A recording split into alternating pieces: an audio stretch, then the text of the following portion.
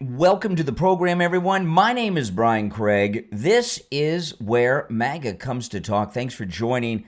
We have a lot to cover. We've got a second Democrat assassin, which I'm going to get to in a few moments.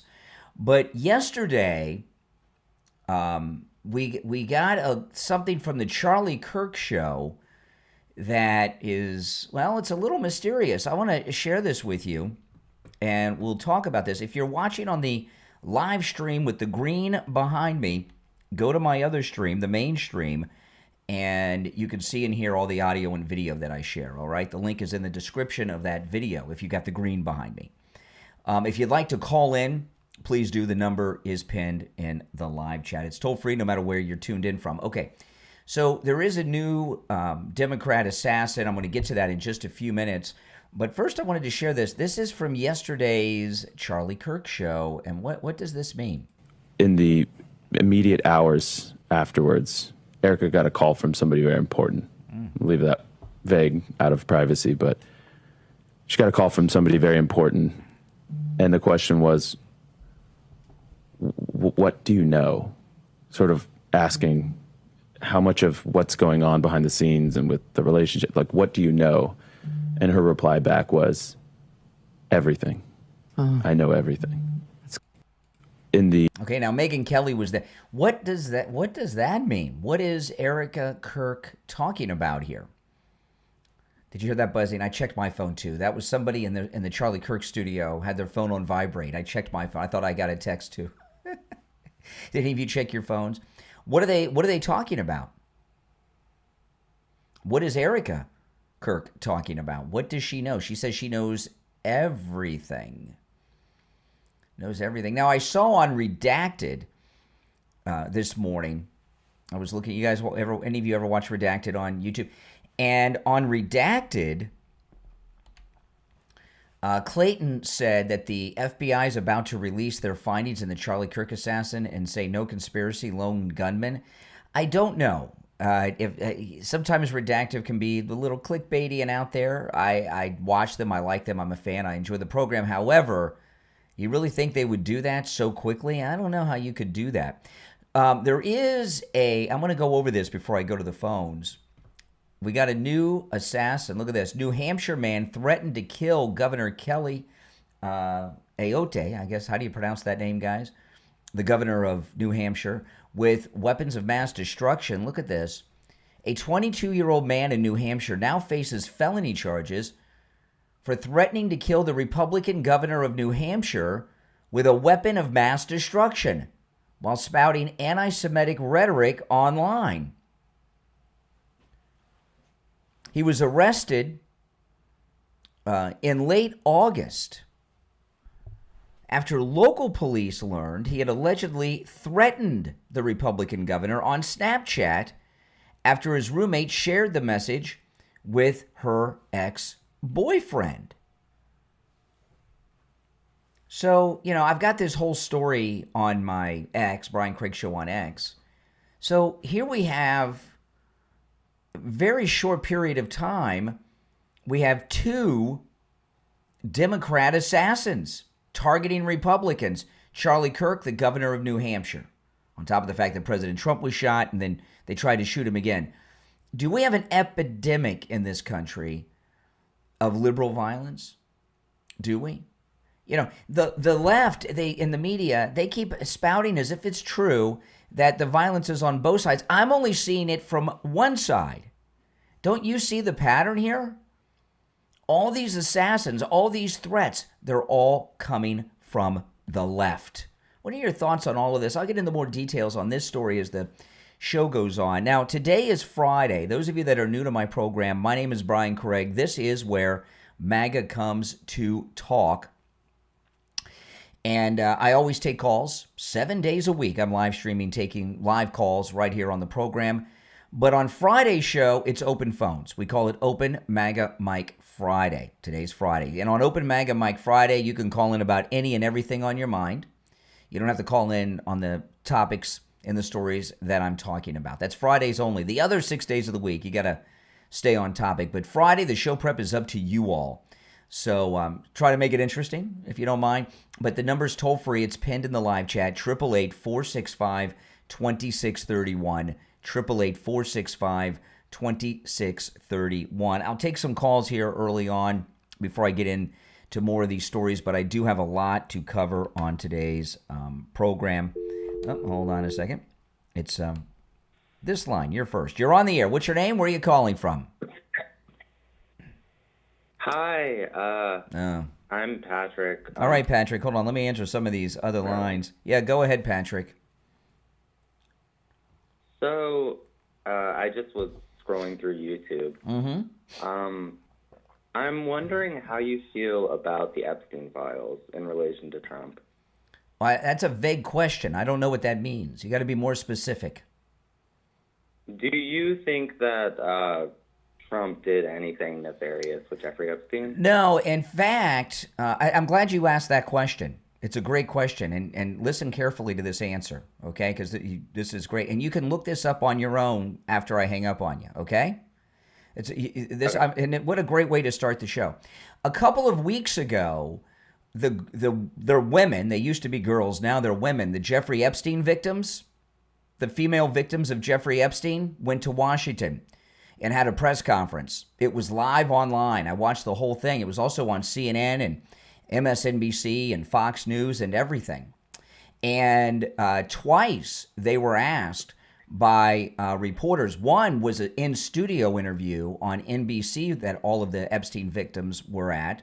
And then again in front of the Capitol building during a press conference. And they gave the same answer both times. They asked a question that you asked in a different way. They said, did any of you see or experience or witness President Trump with Jeffrey Epstein doing anything inappropriate? Every one of them said no.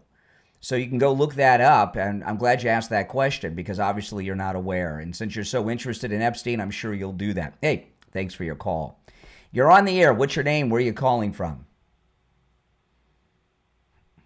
Oh, give me one second. Let me get on speaker.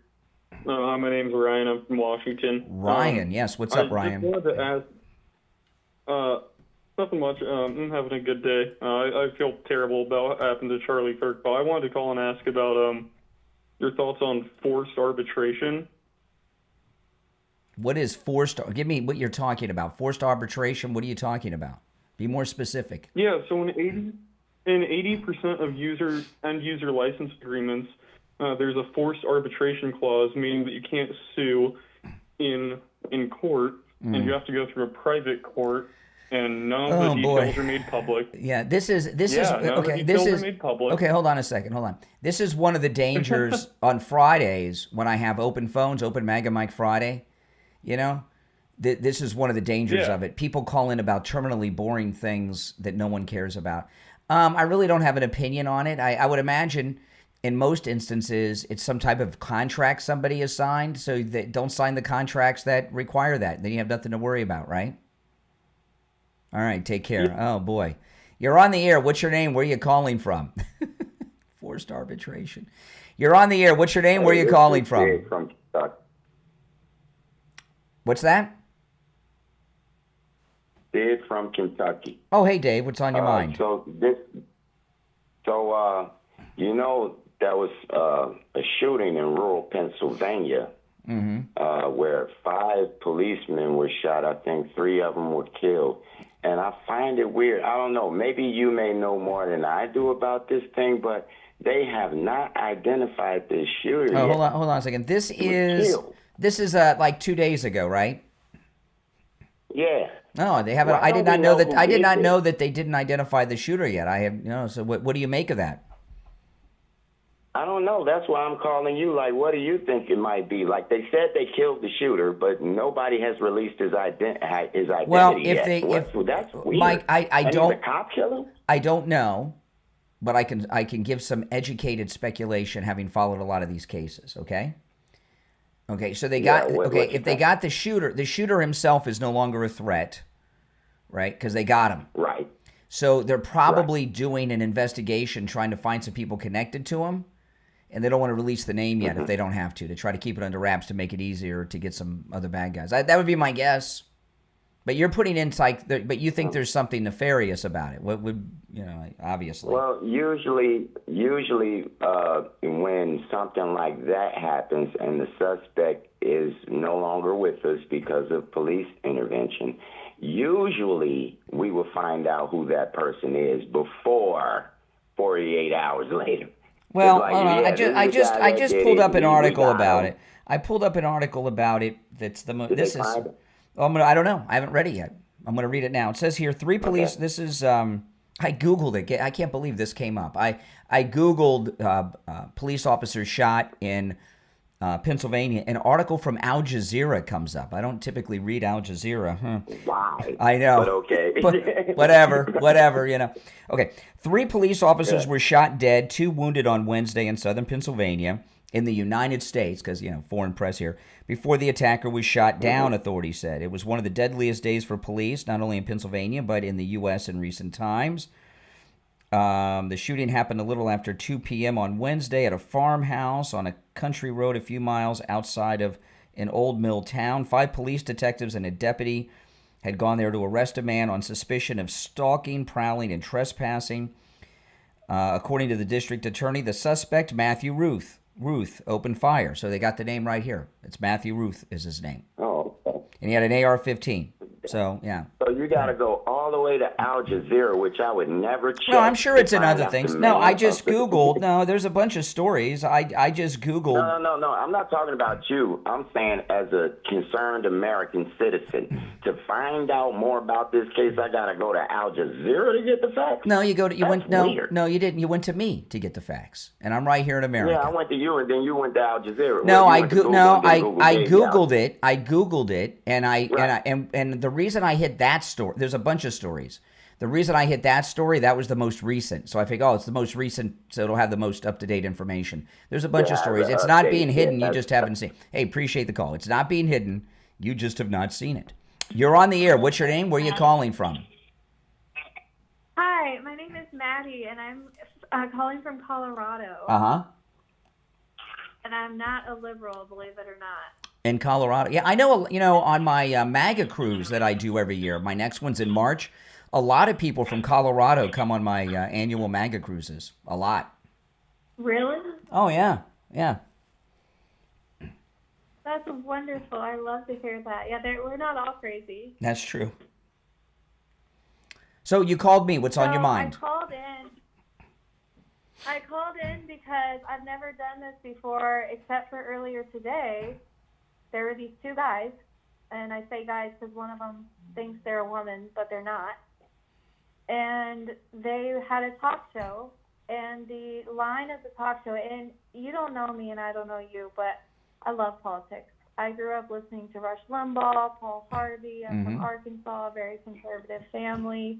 I'm a Christian, first and foremost, and I should have shared the gospel with those guys, but I didn't because I got caught up trying to point out the flaw in their logic, which is something I'm still trying to sharpen my skills on and work on, understandably. I don't have all the answers, right? Yep. But the line of their show that they wanted people to call in and debate on was that MAGA hates free speech. That's literally what it said. It doesn't sound like you were listening to a show hosted by a couple of guys. It sounds like you were watching something hosted by a couple of brain dead parrots who don't know jack and just repeat whatever they've heard somebody else say. I mean, what kind of program is that? I mean, You have to hear how this conversation went. No, I'm not going to listen, I'm not going to listen, and I don't want to give them publicity, but, most people, this is the thing. Most people that are liberal, not all, because there's a lot of dysfunction and mental illness and racism and stuff, but most people that are liberal just because they're not informed. They don't really know what's going on. They think they do, but they don't. And that's an example of it. Yeah. Yes. So their topic was censoring how MAGA censored speech, and specifically they Jimmy got Kimmel. triggered because everyone is talking about the Jimmy Kimmel. Well, first of all, Jimmy and Kimmel things was that not happened. Jimmy Kimmel was not silenced by MAGA, by Trump or the government. In fact, he's trying to silence himself. He was preempted by his employer, ABC, one night, because one of the, ABC is a broadcast network that it's not cable, right? And they're carried by local television stations around the United States. And there was one company that owns over 200 local stations who were not going to carry Jimmy Kimmel on this one particular night because they wanted to air a Charlie Kirk memorial special. And they weren't happy with Jimmy Kimmel, with the comments he's made since the assassination of Charlie Kirk. And it started a little bit of a media thing, and ABC Disney preempted him for one night. And I'll say this. There's a big move going on with see these brain dead idiots you're talking to. They don't know what the freak they're talking about, so they don't have any analysis like I do. There's a big move with local television stations that are network affiliates to go independent and leave the networks. I live in South Florida. One of our big stations in Miami just left ABC and went independent. They have no network programming anymore. So when ABC has, people pay ABC a lot of money to be an affiliate of their network. So when a company that has over 200 television affiliates says they're a client, like a client of ABC has a problem, it moved ABC. And then Jimmy Kimmel, because he's not only is Jimmy Kimmel a no talent, because he's not a talented guy and he's not a comedian, but he's also a spoiled child. So when this happened, he put together a monologue that was hardcore anti-MAGA and showed it to the executives. And they're like, "Are you out of your mind?" And so they were going to let him go on. And he was responding in such a hostile way. They said, "No, you can't go on tonight." So they preempted him for one night. So then Jimmy Kimmel yesterday went and met with his attorneys, and he wants ABC to release him from his contract. There's no First Amendment violation. The government's not involved. The president's not involved. This is between ABC Disney, the network, Jimmy Kimmel, and this company, this private company that owns over 200 ABC affiliates. And all these Democrats that are talking about the First Amendment and free speech and government intervention, they just don't know what they're talking about. And it's infuriating. So get this. I tried to question his line of reasoning. That's something that I've learned that you need to do.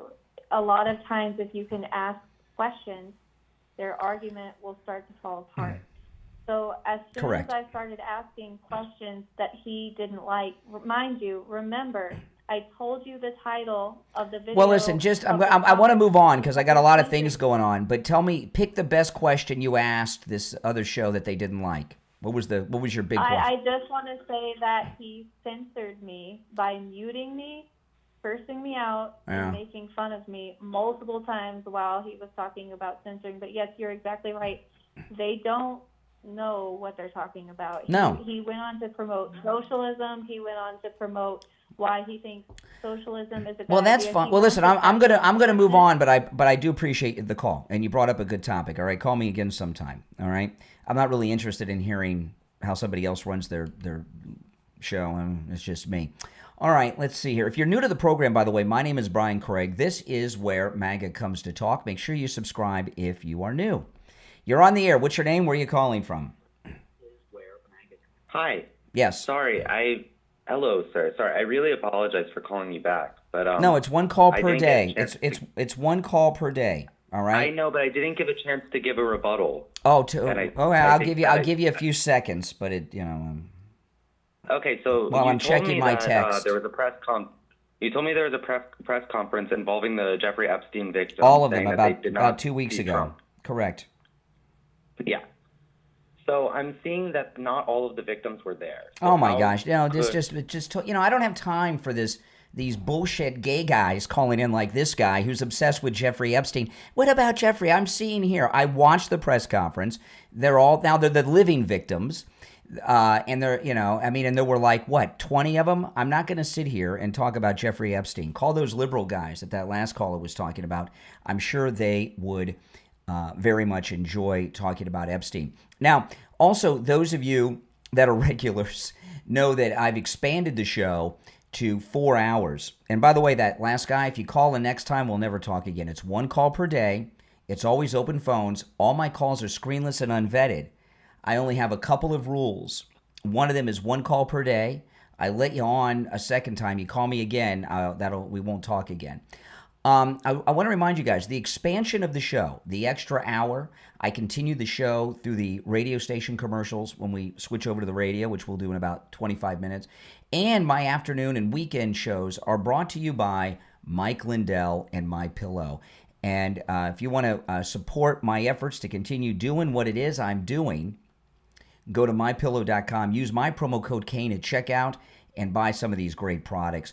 I have pretty much everything, and I've bought with the promo code Kane, except my first MyPillow, because when I got my first MyPillow, Mike Lindell was not a sponsor of mine. But the pet beds I'd like to talk about. I've had these pet beds for many years. These are the best pet beds you've ever had, just $39.98 with my promo code Kane at checkout. They're two-sided, 100% machine washable and dryable. Okay, and they have inside of them, the MyPillow pet beds, the same patented fill that's inside the MyPillow. Your dogs, your cats will love them. Just $39.98 with my promo code Kane at checkout. The free shipping offer is still in effect, too, if you go to MyPillow.com. All right, let's go back to the phones. You're on the air. What's your name? Where are you calling from? Hi, this is Duke Hagan. I'm from Connecticut. Yeah, well, we only need first names, guys. But go ahead, Duke in Connecticut.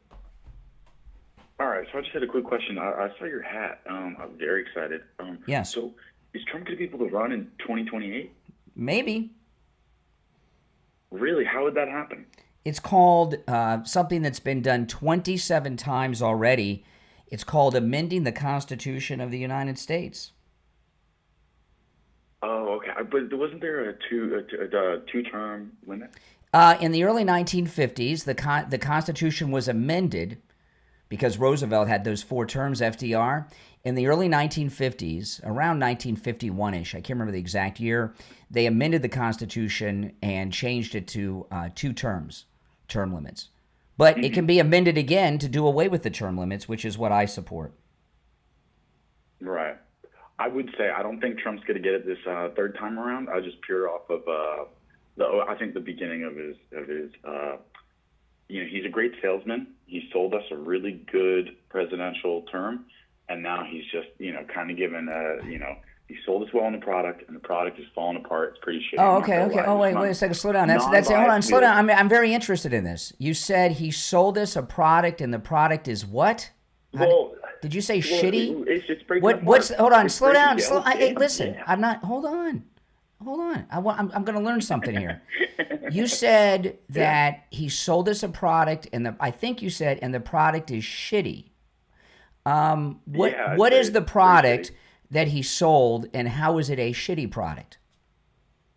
Well, I mean, he'd be like, the Epstein files, the 9/11 files, he had the binders, he had all this really corny stuff to get everybody excited, and nothing came out of it. Oh, yeah, lots have come out of it. Everything has come out. You talked a lot, let me talk. Well, it's my show. It says the Brian Craig Show on the screen there. Okay, cool. It's my show. What's the purpose of your show? Is your show to just talk? No, I do. My show is to talk about the news events and have conversations. However, even though I do take calls, I'm not asking people to call in and become my co-host. I still have to, as the host of the show, I still have to host and explain things. Excuse me. They released. Excuse you. Okay, well, hey, they did release Hey, you were deleting all my comments. That's why I called. You talk about censorship. I didn't delete any comments in my chat. By the way, this canceling. I'm no lefty, but this canceling of Jimmy Kimmel. Okay, hold on. Can you keep a thought straight? You're jumping all over town. I haven't deleted anyone. Oh, he hung up. I haven't deleted anyone's comments in the chat this morning myself. I do have moderators. I don't know. But here's the thing. President Trump released the Epstein files that they could release.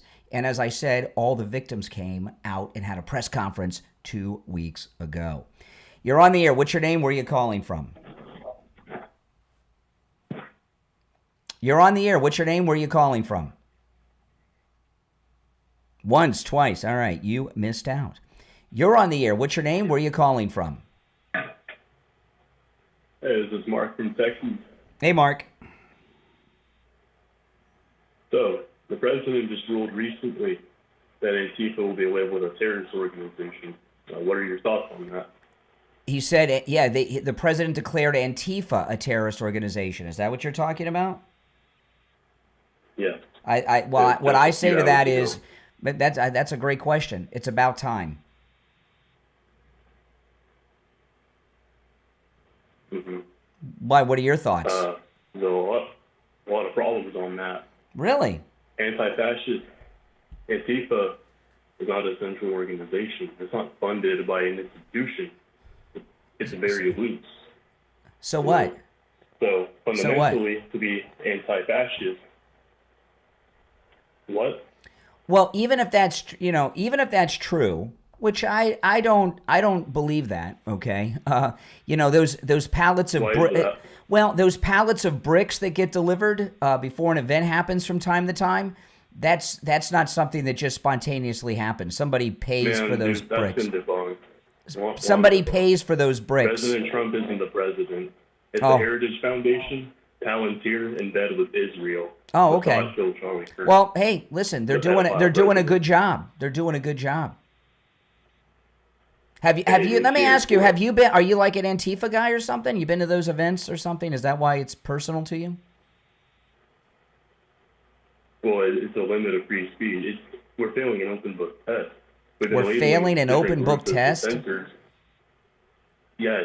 Throughout history, we've always looked down on the censors and trying to label them as certain groups of people to try to label them into a category. No, there's been incidents. There's been over the past 5. You can't debate what I say. Excuse me. Nothing of substance. Well, if I have nothing of substance, I'd recommend you watch another show, because if my show is so vacuous. If my show is so vacuous, I'm sure you can find one that has substance in it. The rest of you on hold, stand by. They have this idea that Antifa is not an organization. Biden said it was just an idea. Remember, if there's no funding or organization, who buys those bricks? They get dumped on the side of the street on pallets before there's an incident, right? I don't know if there's not like an office that you can go to, right? Obviously, the Antifa office, they don't have offices and things like that. But there are people that are funding it. Who's behind it? Who knows? It could be deep state. It could be Soros. It could be a combination, right? But we do know that they show up at events and they are violent. And when you're showing up at political events and breaking windows and throwing bricks and such, these are some of the kind of things that happen. All right, let's go. You're on the air. What's your name? Where are you calling from? Minnesota. Hey, Minnesota. Yes, you're on the air. How are you doing today? Okay, hold on. Let me answer some of these other calls. Okay, he hung up. You're on the air. What's your name? Where are you calling from? Hey, Brian. Vince in Wellington. Hey, Vince. What's up, man? Yeah, I can't stand some of these internet trolls. These people that, don't sleep or something. I don't know. They're gamers. Not that I sleep well. They're like gamers. Yeah. They live off mommy and daddy, and they think they know the way of the world. Yeah, exactly. I get lost in their confusion way of trying to explain themselves. But you know what I can't figure out about these guys? A lot of them are gay. Some of them are not. Some of them are just incels, involuntarily celibate. They're obsessed with Jeffrey Epstein and pedophile rings. It's just so bizarre. I mean, if you see what's going on, even in the rap world with this guy that just got caught with a 15-year-old dead girl in his back seat. I don't know if you've seen anything about that. One of these younger rappers who's like 17. Yeah, I did see that. I did see that, yeah. I mean, it's insane, the devilish ways of some of these people and how far gone the society is on the entertainment and the arts section of the world, you know? Yeah. Like, I don't know, like the liberal arts and the media, it's all just corrupted and it's so broken. I don't know why these people, they try to defend all this stuff, you know? Yeah. Well, Just the like left have a lot of problems. You know, the left have a lot of problems. I mean, it's obvious. It's on display with when they call. I mean, you know, you have some of them are just so venomous that they can't even get past their own vision to have their own thought. You know what I mean? It's all just programmed. And the crazy thing is, know? they think they really do think that they are very well informed and know more than any of us. Right. Everybody lives their own reality, but in reality, you don't know nothing. Yeah. But I get lost in what these people try to explain themselves with. It's like it almost goes off topic, you know. But when it comes to Charlie Kirk and all this stuff that's going on, you know, there's so much violence and so much rhetoric on their side that we can go back to some ages ago and just show them, look, this is like almost training of psyops, you know? Yeah. It's almost like they provoke the psychotic behavior with what they put out. Yeah, you know, it is. and Jimmy Kimmel's a perfect example, and look at where their media is going. It's going right down the toilet. Well, and all these smaller. Yeah, go ahead. Go ahead. No, go ahead.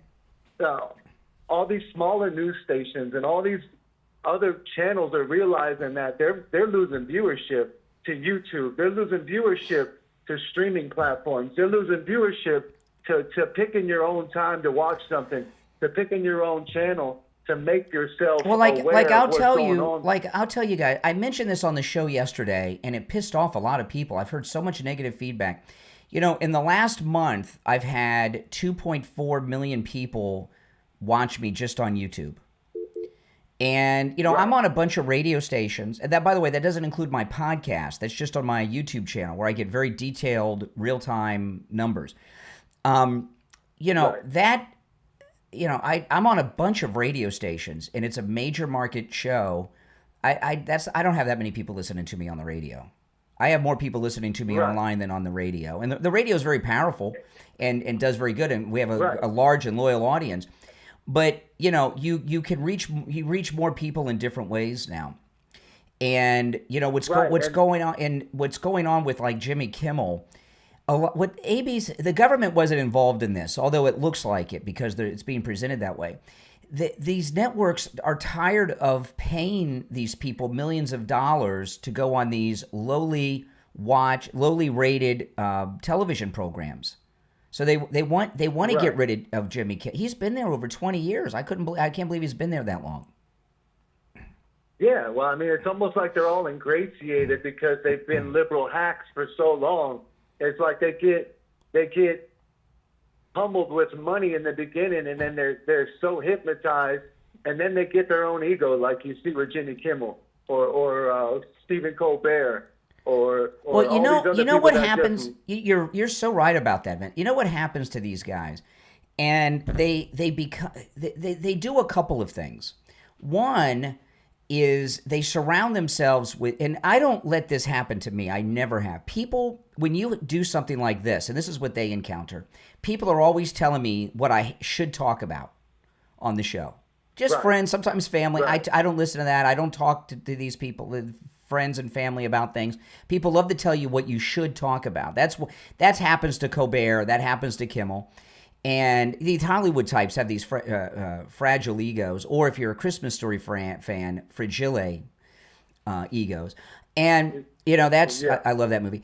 And the other thing is, a lot of these people that have platforms, they think that they take literally this influencer thing, that the audience will go in whatever direction they want them to go in. And they become almost like a crazed cult leader that think they're all powerful and swaying elections and such. And it's all ego, and it's self-destructive.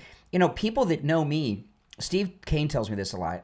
He says that I have what is the word he uses? Anti-ego. Yeah. Well, I mean, you know, it's dangerous. It's almost a good quality. It's almost a good quality because it's what you can do is almost lose yourself in it. You know what I mean? That's right. I see it with all these other people, these other influencers like Steven Crowder, like all these people online that get so big and then they feel like they own the narrative, they own the political view. Well, what happens is I get invited to things, and people know me, and I know people, but I don't go to these things all that often. You know, people. Right. I sometimes, like, you know, I've wanted to meet the president and gone to things to meet the president. I wanted to meet Charlie Kirk, and he invited me to that Turning Point, and I got to meet Bannon and Tucker. I remember that. And all that stuff. That. But I could go to that kind of stuff every weekend if I wanted to. Right, for free, and be flown there, and I don't do that. Right. And the main reason I don't do it is I spend my time with my wife and my daughter when I can, when she wants to go hang out with me. I'm not into these. So what happens with a lot of the influencer class that you guys are talking about? They live and die on their social life. Right. And exactly. And what they don't understand is they become tools for these people. Right, and then they surround themselves with people that drool for them, and then that just turns into more ego shit. You know what I mean? You know who my number one advisor is? Who's that? My wife. My wife. And I'll tell you, just the other. I'm not going to tell the specific of what it is. I was having a conversation with someone on the show, and she said, "Brian, you shouldn't do that." I'm not going to tell you what it was or who it was, but she said you shouldn't do that, you know. And I took her advice, and I've carried myself accordingly since. That was like 2 or 3 days ago. You know, Steven Crowder. The only thing I've seen with his wife is that argument on the back porch when she was pregnant. That's all I've seen of him and his wife. I know. You remember that? Right. I mean, it's not that I hate the guy, but he's funny. He's whatever. But you know, he's also been in this. He hasn't been in the political shift all that long, but what he was before is almost like an actor and a producer and a comedy guy, you know, like kind of like a, you know, movie show little boy, you know, so he's already been ingratiated in his own way. And that's why, you know, I kind of stick to the more, I like what the show is turning into with what this is going through, and you extending it and making it more of a platform where you can have the discussion, you know what I mean? Yeah. All right. Well, Vin, I appreciate the call. All right. Yeah, all right. Take care. Yeah. You know, this thing with Jimmy Kimmel, I'm telling you, there's one of the big stations here in Miami, local ABC affiliate, just left the network. And I was surprised to see, and they have a lot of videos on YouTube talking about it. And because I watched that, there's a lot of local network affiliates for different networks that are going back to being locally independent television stations. And ABC Network, they're not carrying the network programming anymore. They can't survive that way. They'll be out of business. So when this local owner of over 200 television stations made a move, they don't want them to leave the network. That would be too big of a hit. They'd be out of major markets, many markets around the country. That's why they gave him 1 day off, and then he acted like a child. You know, and that's just but they're. These networks also want to get out of paying these salaries. All right, well, let me take another call or two. We're not switched over to the radio yet. You're on the air. What's your name? Where are you calling from? Donald Trump is a pedophile. Okay, all right, there you go. You're on the air. What's your name? Where are you calling from? My name's Nick, and I'm from Arizona. Okay. I don't really know who you are or why I'm calling you, but someone just told me to call you. So. Oh, really? Who told you to call me? I'm just kind of. Why and why? I don't know. What? Who told you to call me and why? Oh, I don't know. Some random person on the internet said to roast you. Apparently. I am unroastable. Where did you find? Where on the internet? Where were they on the internet? Oh, it is Instagram. Somebody on Instagram is telling people to call me? Oh, my goodness. I don't know even who it was. Okay. All right. What did they do? Send you a DM or something? Yeah, pretty much. It was in a group chat. Oh, okay. Very strange. Are you like a political guy? I'm a radio talk show host. I have a podcast. I live stream on YouTube. Yeah. Yeah, and of course I'm a Trump supporter, so I talk about news and events that are going on each day, and I take live calls. Okay, that's sweet. Yeah. Oh, what do you think about like gay people? That's such a vague question. Be more specific, please. What do you think about gay? What kind of question? I guess should they be allowed to get married, do you think, or like I don't know? Why not? So I've got people in my immediate family who are gay, and no problem with gay people. Okay. I was just asking because I don't know. Some people just don't like gay people, Some people don't like as an example, okay? Whoever has this group chat that said to call me and roast me, they don't like conservative MAGA people. So what? You don't have to, it's okay not to like some people. Right? So if somebody doesn't like me because of my lifestyle, which is, whatever you want to call it, so what? Who cares? Right? A lot of people that are liberal minded, like this person that told you to call me, they don't like me. So what is the difference between them not liking me because of my lifestyle, my politics, my belief system, my value system, and somebody that doesn't like somebody because they don't like gays? What's the difference? Same thing, isn't it? I guess it just makes them pretty rude, Yeah, exactly. Yeah. Well, hey, listen, I'm glad they told you to call me because we had a good conversation. Yeah, I agree. All right, take care. Oh my goodness. Oh man. That's the line. This is the thing about liberals. Liberals believe that you have to agree and like everything they like. Like I give you an example. I don't like mustard. In fact, I have not had mustard since I was a small child. And I don't even know what mustard tastes like. I know that'll seem crazy to all of you people. I don't even like the smell of mustard. The smell of mustard makes me sick. But liberals believe if they like mustard, you have to like mustard. And not only that, you have to eat things with mustard on them. And I know that takes it around the realm of things. But obviously, the person that told him to call me doesn't like me. So why do they not like me? Probably... it was probably somebody that the conversation didn't go well for them when they called me. But they don't like me because of my chosen lifestyle. And my lifestyle is that of a man who's married to a woman. I do a political program every day of the week. And I'm a Trump supporter. I'm a MAGA guy. They don't like me. So if they don't like me, are they a MAGA-phobe? Are they a MAGA bigot? What are they, and why is that okay? That's the mindset of the liberal. It's a strange one. Hold on, we're going to be switching over to the radio in seconds, so hold on. Okay, if you're on hold, stand by. Okay,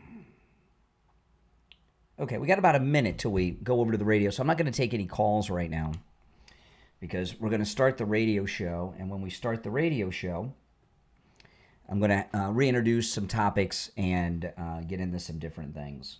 So if you're on hold, you can hang in there if you so choose. But we're not going to take some call. We're not going to take calls for a bit. Okay, what am I going to lead with? Okay, here we go.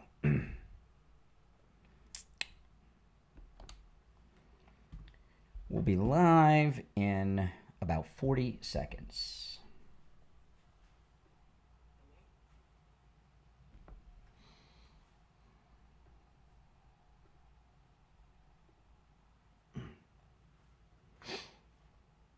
Mm-hmm.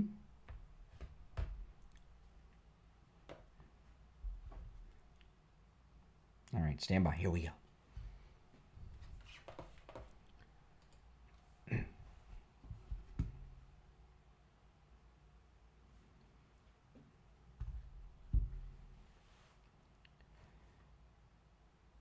Welcome to the program, everyone. My name is Brian Craig, and you are listening to Florida's longest-running radio show, The Steve Kane Show, on the radio since 1977, celebrating 49 years on the radio. It is Friday. We've got a lot of news to cover, but Friday, you know what Friday is on the program. It is Open Phones on Friday. We call it Open MAGA Mike Friday. And on Open MAGA Mike Friday, you can call in about any and everything on your mind. You're not limited to the topics that I bring up. Although I got a lot of things to bring up today. A lot of big things happen with the president and a lot of other things. But on Friday's show, the show prep is up to you guys. The other days of the week, you have to call in about what we're talking about. But on Friday's show, you can call in about any and everything you want to call in about. The number's toll free, 1-888-465-2631. 888-465-2631.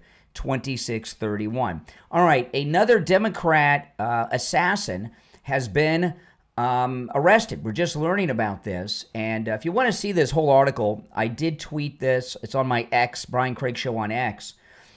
New Hampshire man threatened to kill the Republican governor of New Hampshire with weapon of mass destruction. A 22-year-old man in New Hampshire is facing felony charges for threatening to kill the Republican governor of New Hampshire with a weapon of mass destruction. He was actually arrested at the end of August. Okay, and we're just learning about it now. And it's also being reported by Fox News Channel. He says, let me see here. Let me pull up the article here. His name is Tristan Alexander Anderson. He was arrested in late August by the Pembroke police. They learned he had allegedly threatened the Republican governor of New Hampshire on a Snapchat after his roommate shared messages with her ex-boyfriend. And he had a target list and everything else. But no doubt about it, another leftist, another Democrat, who was threatening to assassinate a Republican elected official. Now, luckily, the ex-girlfriend here got a hold of some messages and took care of business, and nothing happened. But this is the second assassin in just a couple of weeks. Don't you see the pattern here? You know, the media are continuing to tell us over and over again that, this is a problem on both sides. We are the victim. They're victim blaming. There's no threats. There's no violence. There's none of this going on from the right, from MAGA, from Republicans to liberals. It's all one-sided, time and time again. And these are all recent stories. This story of the New Hampshire Democrat terrorist assassin is on Breitbart. It's in Fox News. I don't think they'll spend a lot of time on it on MSNBC or CNN because it doesn't fit their narrative. This is an insane time we're in. You know, I remember when I was a little kid in the 70s and the 80s, and I would see all these things about the 60s. I always felt like I missed out on something. Boy, was I wrong. I didn't miss out on anything because the 60s had a lot of similarities to what's going on now. And this is not fun. In fact, it's rather frightening, isn't it? You know, we've got this incredible memorial for the late, great Charlie Kirk that's going to take place on Sunday in Arizona. The president and many others will be there. And I think it is fair to say that the Charlie Kirk Memorial, I'm calling it a funeral. I know the official private family funeral is on Saturday. The public funeral and memorial is on Sunday. And I imagine it will be carried on television. I'm going to be watching it on Right Side Broadcasting probably all day on Sunday. I'm canceling my whatever plans I have on Sunday will be canceled to watch this all day. And I imagine a lot of you will be doing the same thing. My guess is this will be the largest funeral in the history of the United States. And it's really amazing what's happened here with Charlie Kirk. Now, I've known who Charlie Kirk was for many years, and a lot of you that listen to me do, but I didn't realize how famous he was, did you? And he's a lot more famous today and beloved by people than he was over a week ago, before he was assassinated. He was assassinated, 9 days ago now. And this god-awful event that sadly I saw online, which I wish I wouldn't have. What happened was, when this happened, is I was here in my studio. I was getting ready to go live on my podcast, and my phone rang, and I was just about to hit live. Steve Kane called me. He said, they just shot Charlie Kirk. I said, what? And I pulled it up and saw the video, and I told Steve, I said, he didn't survive that. He's gone. Now then they told us they got the heartbeat later. I got some hope, but and it was, everything's changed since in this country. And so many people have been red-pilled in the last 9 days. After Butler, a lot of people were red-pilled. But after this, a lot more were red-pilled. One of the things is with the youth is Charlie Kirk was, when he first started doing what it is he was doing, he wasn't so popular with the youth crowd. He built that up over the last several years. And Charlie Kirk is the first, a lot of us have been saying he's like this generation's JFK, right, after the assassination. I agree with that, but I think he's also my generation's JFK, because all that happened before I was born too, and I'm Gen X. But to young people, the Gen Zs that are very magatized right now, have been red-pilled by the millions. Charlie Kirk's the first major person to die in their circle. Even though he was a little older, but in their circle of people they follow, right? And that hits hard to that generation. And Charlie Kirk was assassinated because of what he was talking about on these college campuses. And it really is so bizarre to me that I'm seeing all these leftists who are out there defending Jimmy Kimmel, saying his First Amendment rights have been violated, which is not true. And I'm going to talk about that in a little detail in a few minutes. But when Charlie Kirk was assassinated for the things he was saying, they blamed Charlie Kirk for his own assassination. And they spent a week doing that. They only stopped because this Jimmy Kimmel story happened. How many of them did you hear say, well, it's a bad thing, but his rhetoric, right? So it's okay, according to these leftists, for someone to take Charlie Kirk's life because of his speech, but Jimmy Kimmel is on a pedestal where he's entitled to say whatever he wants and there's no consequences. Why isn't Jimmy Kimmel personally responsible because of the idiotic things he says for ABC taking him off the air? If these liberals believe Charlie Kirk is responsible for his own assassination, isn't Jimmy Kimmel responsible for being taken off the air? By the things he said? Little double standard there. The liberals don't understand what it is they're saying, ever. Liberals are, I don't care how old they are, they're all children. They think like children.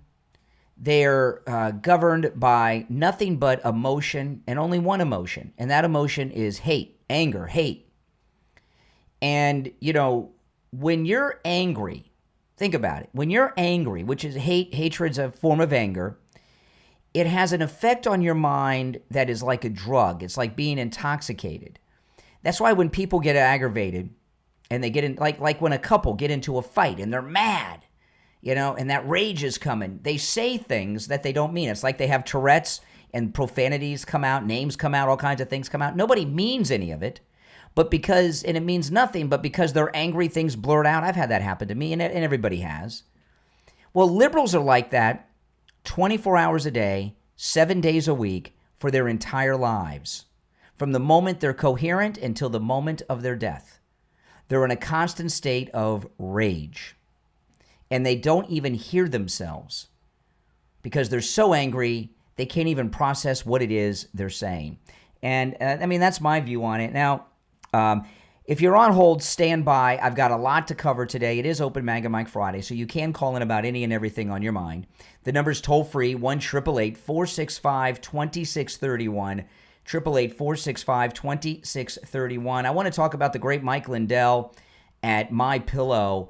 Mike Lindell's been a supporter of this program and all of my content, the Steve Kane radio show, my podcast, my YouTube channel, everything for many, many years. And I've just recently done a big expansion of the show. Those of you that watch me online, I've done a big expansion of the show. The morning show is now 4 hours, an hour of it's online. A bunch of other things. I do an afternoon show, weekend shows, all brought to you by Mike Lindell and MyPillow. So go to mypillow.com, use our promo code Kane at checkout, and let Mike Lindell know that his support is money well spent. I want to talk today about the MyPillow pet beds. These pet beds are amazing. First of all, I've always had pets my whole life, so I've had every pet bed there is. And when I got the MyPillow pet bed, this is the most amazing pet bed that's ever been invented. Okay? Other pet beds, because pets are pets, they're animals, no matter what, right? Like yesterday, one of my cats scratched me, and I was bleeding. And some of you might have seen this online. I was bleeding. And people were telling me and DMing me and my wife, and you got to clean that. Cats are dirty. So, animals, no matter how clean you think they are, they're animals. They're dirty. And with pet beds, they got all their dander and dirt and all the stuff they do there. And other pet beds, you can't wash them properly. They have covers with foam inside. You wash the cover, you can't wash the foam, so everything is soaked through the foam. It's a mess. You can never get the cover back on right. The MyPillow pet beds are 100% completely machine washable and dryable. On the inside, they have the same patented fill that the MyPillows have, and you can wash and dry the entire pet bed, and it washes the entire inside and outside, and when you dry it, it's like the day it arrived. Just $39.98 with my promo code Kane at checkout, Kane. They come in 3 different sizes and many different colors. Your dogs, your cats, they will love them. So go to mypillow.com and order yours. And the free shipping offer is still in effect. Take advantage of that while it is there. All right, it's the Steve Kane Show, Florida's longest running radio show. We'll take a break and be right back. Okay, we'll take some calls here. Hold on. Okay. You're on the air. What's your name? Where are you calling from? Good morning, Mr. Craig. Eddie, and I'm from New Hampshire. Hey, Eddie, what's up?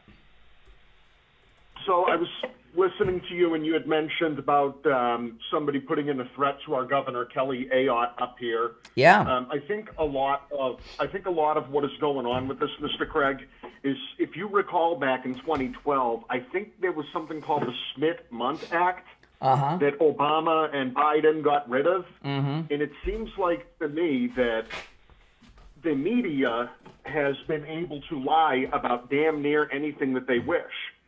And, the funny thing is I've got a friend of mine that has worked in liberal media for quite a while. And I said to him, look, you're blaming me for looking at alternate news sources. Your administration that you love created this issue. Yeah. That's why so many conservative talk show folks have become the regular news source for what we want. Well, let me tell you, okay? What the biggest problem with the news, it's not just their bias. The news has always been liberally biased, okay? But they're not news anymore. They're calling themselves, a lot of times, I had a couple calls like this. Well, not a lot. From time to time, you'll hear someone say to me, "Oh, you're a journalist. You're supposed to be the news."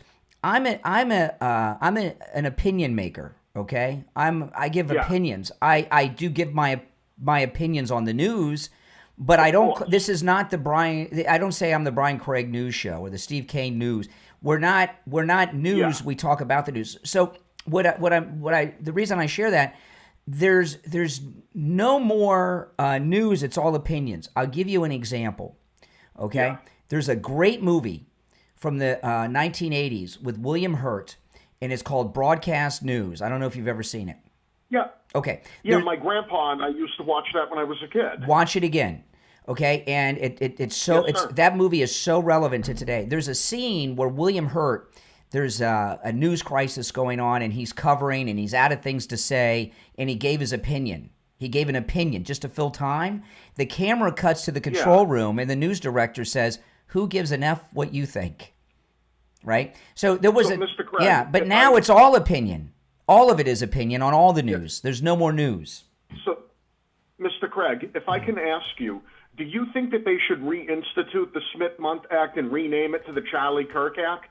I don't A know. friend of mine was talking about that. I don't know enough about this act, and I get a little nervous when I hear people say, well, it made it illegal to lie, because a lie is such a vague term that's open to interpretation. You know, people, you know, if you give an opinion about something like you're giving me now, someone may think you're lying. So if you violated the... So I can't...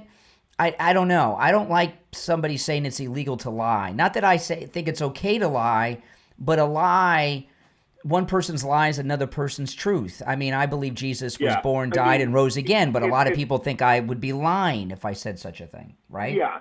I mean, a lot of what we've seen in the news, though, is that they do turn around. They tell half-truths. They manipulate things. They've roasted conservative folks to no end. The best example I can give is that they're saying conservatives are the problem, conservatives are the issue, conservatives are the violent ones. Yeah, of course. And we see that all the Listen, time. I'm coming back, so I got to run, but I'm looking at the clock. I'm up against the clock, but thanks for the call. You made some good points. Sir. All right, take care. Okay, we're in break on the radio, but if you're on hold, stand by. If you want to call, numbers pinned in the chat. We're coming back in seconds.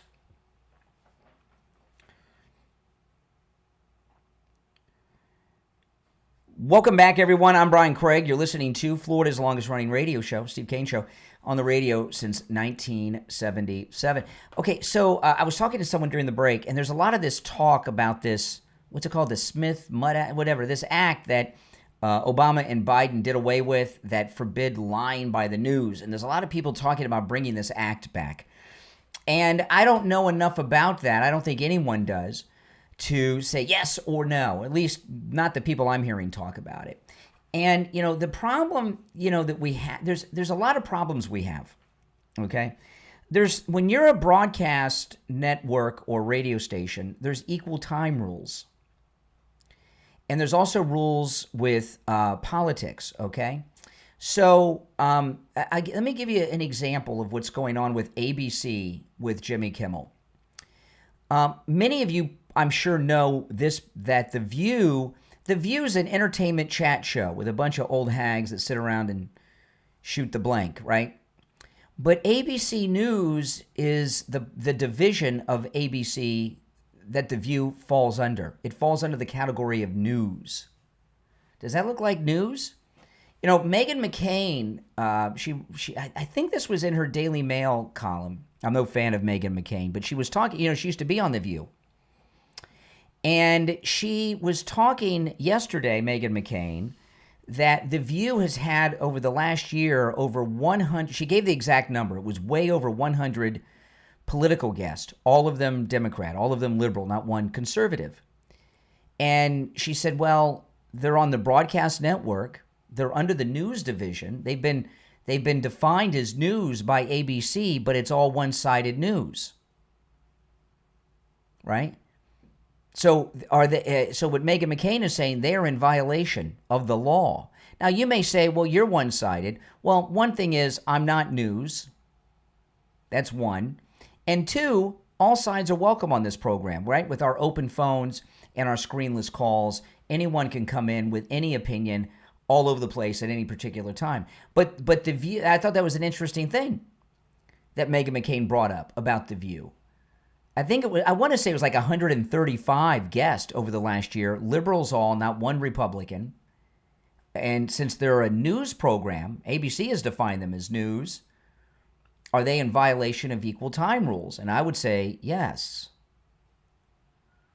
So these late night shows, now I'm not a late night show watcher because since I first started working at 18, like full-time, I've always worked early morning hours. I used to watch the late night shows when I was a kid during the summer, you know, and things like that. I used to watch Carson and Letterman. From these shows that are on now, I just see clips of them when they're online, when something happens and they're in the news. But it's not like the days of Carson and the way Letterman used to be when he became big and famous.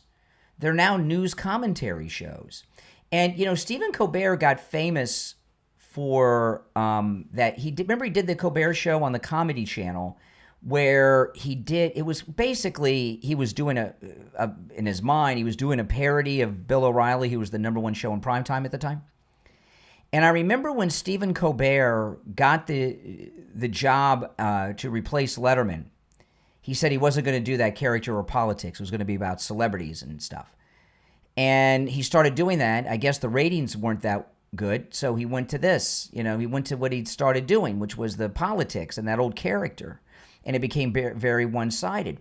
Jimmy Kimmel, we got a lot of information updating us on Jimmy Kimmel, which I'm going to go through. But Jimmy Kimmel became is like a political show too. So is Jimmy Kimmel, is that show an entertainment program or is it a news program? If it's politics at the level that it is and it's all one-sided, are they in violation of equal time? And here's another, or is it an opinion program, which is fine, but they got to let it be known. And, local news are still required to do this, give equal time to opinions. They used to do these editorials by the general managers of television stations, and anybody could call up and say, I want to respond, and they'd have to let you, and it would air on television, right? I don't know if they still do those editorials by the general, but they used to, and they were pretty cool, and I always enjoyed them. But Jimmy Kimmel and everything that's going on here, it's being framed as a First Amendment issue, Jimmy Kimmel, but nothing could be further from the truth. And I'll tell you one of the things that's going on, and then I'll tell you the whole background. After the bottom of the hour, because I don't have enough time, after the bottom of the hour break, I'm going to tell you the real story of what's happened with Jimmy Kimmel, because a lot has come public in the last 12 hours, and I'm going to go through all of it after the bottom of the hour break. And if you're on hold, hang in there. I will take more calls. But this thing with Jimmy Kimmel that's going on right now is Hollywood has done something which they never thought they'd be able to do. They don't pay residuals anymore to actors. And you see a lot of actors doing a lot of garbage, like Harrison Ford did that Indiana Jones embarrassment a couple years ago, and he's on some Apple TV show. He's not getting residuals for his previous work anymore. This is what the actors' strike was about, and the actors lost. The actors are not paid residuals for the streaming services, and syndication is not what it used to be. The syndication is now primarily done through the streaming services, and Hollywood has broken the residuals. And let me tell you, residuals paid boatloads of money. And there were character actors that just had bit roles, but a lot of them who were millionaires many times over, getting big, big, big checks. And that's all over now. And Hollywood's very happy because they're making more money and they don't have to pay these actors for things that they did. So the whole residual system's over. What's going on with Jimmy Kimmel is at a whole nother level, which I'm going to tell you after the break. But first, it's Friday, and you have any plans for the weekend? Do they involve you moving your body? Are you in pain? Well, go see Dr. Appleton today and take advantage of his laser wave pain treatment.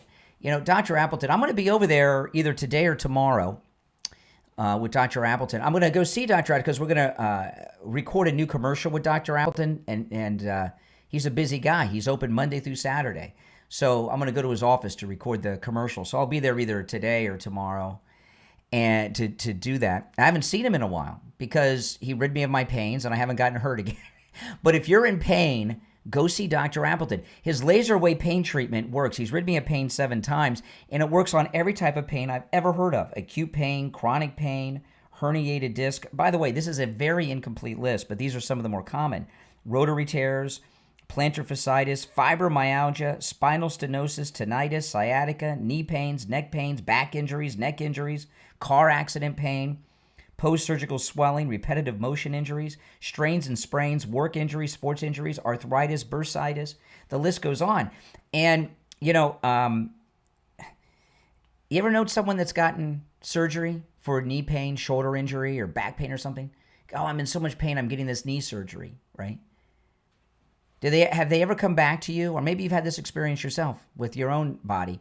Have they ever come back to you and said, oh, I don't have knee pain anymore, I don't have shoulder pain anymore, I don't have back pain anymore? Typically what I've heard from friends and family is, oh, yeah, I had that surgery. I've got my second surgery scheduled for June. Or I was like, second surgery? The first one didn't work. So if you're considering surgery for one of these pain, go see Dr. Appleton. Take advantage of the laser wave pain treatment, right? Try that first. There's no surgery with the laser treatment. It's completely painless. There's no shots, no injections, no medications. Dr. Appleton performs all the treatments himself. Walk-ins are welcome, and appointments are never necessary, even on Saturdays. And if you have x-rays or scans, bring them with you. Dr. Appleton will gladly look them over for you. Give him a call, 954-973-0710. 954-973-0710. 954-973-0710. And online, AppletonCairo.com. We'll be right back. All right, we're in a break right now. So I'm going to go through the entire background of the Jimmy Kimmel situation when we get back. But I wanted to share a couple of things here with you guys during the break. By the way, if you're watching me on the live stream with the green behind me, if you want to see and hear the audio sound bites and videos I play and see the articles, go to my main stream. You can see and hear all the audio there. And there's a direct link to the main stream in the description of the episode. Those of you that are watching with the green.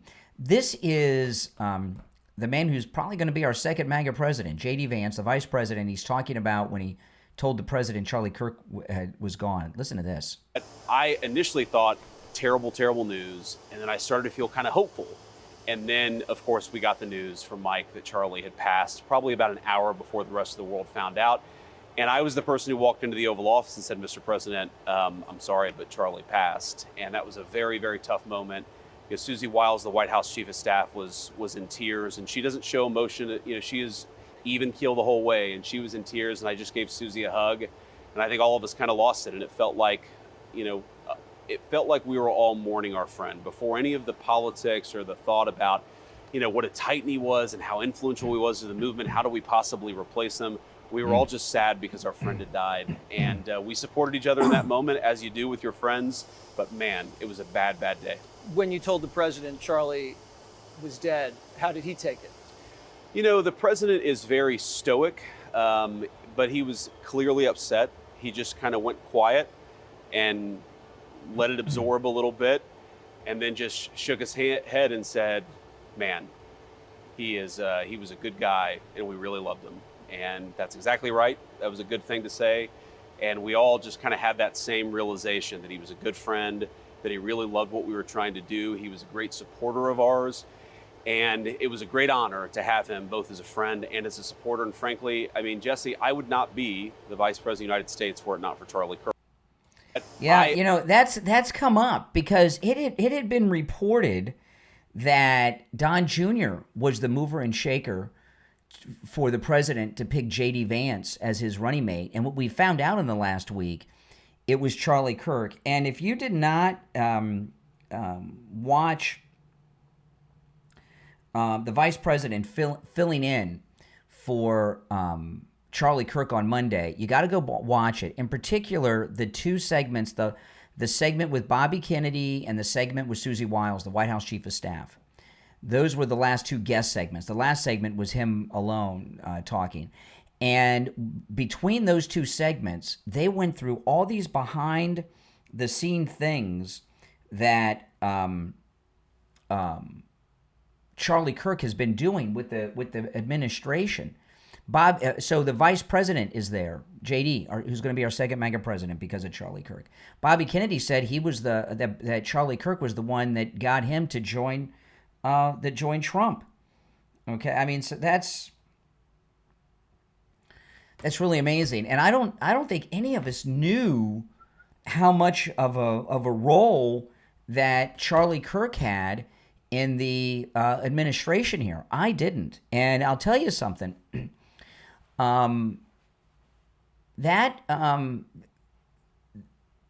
That's a big loss because when you want, we'll be back in about a minute. If you're on hold, stand by.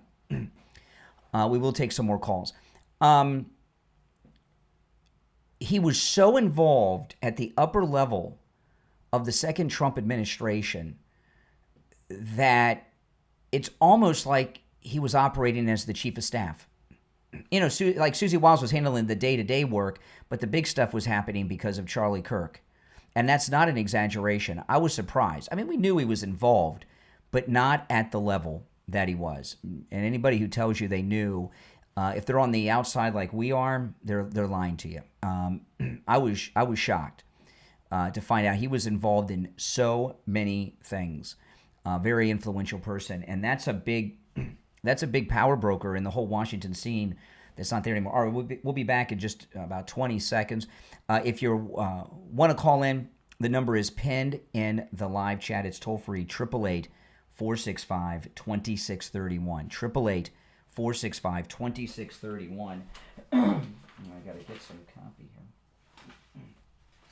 here for the next... All right, we're back. I'm Brian Craig. You're listening to The Steve Kane Show, Florida's longest-running radio show on this Open MAGA Mic Friday. If you're on hold, stand by. There's a couple things I want to bring up on this Jimmy Kimmel story because there's been a lot of developments. And what the media are doing is just so irresponsible. Not that the mainstream media are ever responsible, but they have totally crafted a 100% false narrative about everything involving Jimmy Kimmel. What happened with Jimmy Kimmel is a private company that owns it's like their second largest affiliate owner of television stations nationwide, said that they were not going to carry Jimmy Kimmel's show on a particular night. They were offended by what he had said about the Charlie Kirk assassin in MAGA, and they were going to carry some type of Charlie Kirk memorial special instead. And then ABC, after it became public, they took him off the air one night. Now, before I get to the second part, what's going on with network television, I don't think is widely known. Here in South Florida, one of the I guess oldest, well-known hometown television stations in the Miami market, Miami Broward market, is WPLG. Right? WPLG. And, Ann Bishop, remember all the PLG people? Been around forever, WPLG. And they just, in the last, month or so, they left ABC. They are now an independent television station. WPLG, I've lived in South Florida almost my entire life, since I was a little kid. WPLG has been an ABC affiliate for I don't know how long.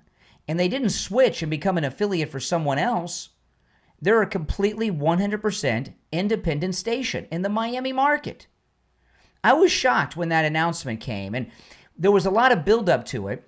And what I had thought, and I was wrong, I thought it was a negotiating tactic. And because I saw the president of the company, the GM, whatever it was, and they were saying that ABC was raising their syndication fees, and it was just not profitable for them, and they were going independent. And it's 100% independent programming now. And I do watch it. I've got their app on my TV, and I do watch PLG, and it's like local news all the time. And I enjoy that, and I watch it. It's not a paid ad or anything for WPLG. I don't even know if I'm supposed to be talking about a local news station, but it fits into the Jimmy Kimmel thing.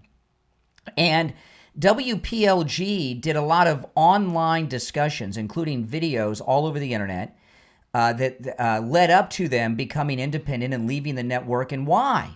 And now they are independent. And then I found that there's a lot of stations, a lot of local television stations around America are doing the same thing that WPLG did. They're leaving the network affiliation for all kinds of reasons. They say it's too expensive. Maybe it is. Maybe so many people watch the network programming on streaming services, that it's a waste of their airtime. They're not making money on it because people are watching it on Hulu or the network's app. I don't watch too much network television. There's a couple shows I like, and I don't watch them on the television. I watch them on apps. I like the FBI show, FBI and FBI Most Wanted. I don't like that European one. I watch those on the Paramount Plus app, and I have the Paramount Plus app for that, and they've got all the Star Treks there. I watch Chicago PD, right? I watch Chicago PD. I don't watch it on television. I watch it on the NBC app. Okay. And that's about all the broadcast television shows I watch, but I don't watch them on TV. So, but there are local television stations all over the United States that are going independent and are no longer a part of the network. I didn't realize this. A lot of them are. And you're not a network if you don't have a network. And what ABC did was very weird, and I'm still confused by it. Since WPOG left them, Channel 7 WSVN is like two things now. They're Fox and ABC. I'm very confused by this. I've seen Belkis Neray and Craig Stevens talking about this. I don't understand it. It's very confusing. But Channel 7 WSVN is now ABC and Fox network. I don't understand that, but they are. I don't know. They got some other stuff. I had a very confusing thing going on there. But WPOG, there are stations all over the country that are going independent. So what happened with Jimmy Kimmel, this one company that was not going to carry Jimmy Kimmel for just this one night for this and to air this Charlie Kirk memorial because they were not happy with what he was saying about the assassin and such. ABC is in a bit of a panic because they're not a network if they don't have affiliates. And if affiliates drop, they lose these major markets. These affiliates are clients of the network. So this company that wasn't going to do this, I can't remember the exact number, but they have over 200 affiliates, and it's like their second largest company that they deal with affiliates. So they go to Jimmy Kimmel, the network, ABC Disney. They go to Jimmy Kimmel. They talk about this. And Jimmy Kimmel, who's a child, very immature guy, very entitled, but he's a liberal. He acts like a lunatic. He showed the ABC executives this monologue that he was going to do that night. And it was a big, pardon my language, but it was a big FU monologue. It was a big, hardcore anti-MAGA monologue, big FU, to tick off MAGA people in response to what their second largest affiliate company holder was doing. And the network said, no way, you're off tonight. So then the network took him off because of that. And, because he was out of control. They can't trust him to be on the air. Because he had blown his stack so much, and he had this, whatever it was, we haven't seen the monologue because the show didn't happen. They haven't released it. But it was so outrageous, the ABC executive said he's out of control. We can't put him on. We're going to lose affiliates. It's going to be terrible. So they preempted his show for one night on the network. By the way, no government involvement here. The president wasn't involved. I know they're talking about some merger deal. It's all BS. No FCC. This was all Jimmy Kimmel, ABC, the network executives, and some of their affiliate stations. But Jimmy Kimmel threw a fit. He had this FU monologue that was going to really freak out MAGA. And they said, we can't put him on. You can't do this. We'll lose the affiliates. This is crazy. So they preempted him one night. I don't even know what they ran on the network. Was it a rerun? And so he threw a fit. And yesterday, Jimmy Kimmel went to his lawyers with photographers taking pictures of him doing it so it would get all over the news. And he's now, through his lawyers and agent, Jimmy Kimmel is asking ABC to release him from his contract. Colbert just got a big Netflix deal. Okay? So Jimmy Kimmel, he can't make a deal because he's got a contract. It goes on for however long's left, and then there's a non-compete. So he can't ink a deal because he's locked into them for however long the contract is. It could be years. And then there's a non-compete after that. So he's trying to get himself fired by ABC and released from his contract on his own. This is not a First Amendment issue. This is a spoiled Hollywood person dealing with his bosses that are running a network, ABC, that's losing affiliates, like they lost WPLG in Miami, which was a big hit. And this weird freak show they're doing of programming with WSVN, I can't even figure out. It's confusing. So it's been a hit for them. There's no government involvement here. I know, that FCC board member doing these interviews with Jesse Waters and stuff, that made it appear that there was a problem from the government and all this stuff, but it wasn't. This is all internal stuff going on at ABC. But here's my question to, I know, right. And nobody's talking about this in the news. So the other thing is this, okay? And this is a very, and I know it's open MAGA Mike Friday. You can call in about any and everything on your mind, okay? But we all agree, regardless of what your opinion is on the, if there was a conspiracy around the assassin, I believe there was, but we all know that the assassin of Charlie Kirk assassinated Charlie Kirk 9 days ago because he didn't like what he was saying at these schools, right? And on his show and podcast and everything, right? So Charlie Kirk was assassinated for expressing his views, the First Amendment, using the First Amendment to publicly express his views. This assassin assassinated him because of that. Is that not a First Amendment violation? And in the aftermath of the assassination of Charlie, now listen to this, I got an important question. I want to hear your thoughts on this. It's open MAGA Mike Friday. You can call in about anything, but I really hope some of you could call in on either side and give your opinion on what I'm laying out to you here, okay? I'd love to have a good conversation with people on both sides of the aisle on this. Everyone agrees he assassinated Charlie Kirk because he didn't like what he was saying, even liberals. But what have the liberals been saying for the last week? They've been saying, even Obama, that Charlie Kirk, what he said, he was using, what he was expressing was hurtful and hateful to people. So they say, oh, we're sorry that he was assassinated, but they've been blaming Charlie Kirk for his own assassination, haven't they, on the left? They've been blaming Charlie Kirk for his own assassination, saying that the things that he was expressing were so offensive to people, he should have known better, he got himself shot dead. They've been saying that for a week. So my question to you is this. Why do they assign blame to Charlie Kirk for his assassination because of things he was saying? But Jimmy Kimmel has no role or responsibility in being taken off the air by these network affiliates or the networks because of what he was saying? It's okay, according to these liberals in the media, for Charlie Kirk to be assassinated because of the words he said were offensive to people? But that's not okay, and it's okay for the guy to shoot him dead because of that? But Jimmy Kimmel can say whatever he wants, and how dare you question it, even if you're his employer? Something's messed up here, people. And there's certainly a very strange and extreme double standard. Charlie Kirk's responsible for his own death, the liberals say. But Jimmy Kimmel has no responsibility in ABC taking him off the air for what he says.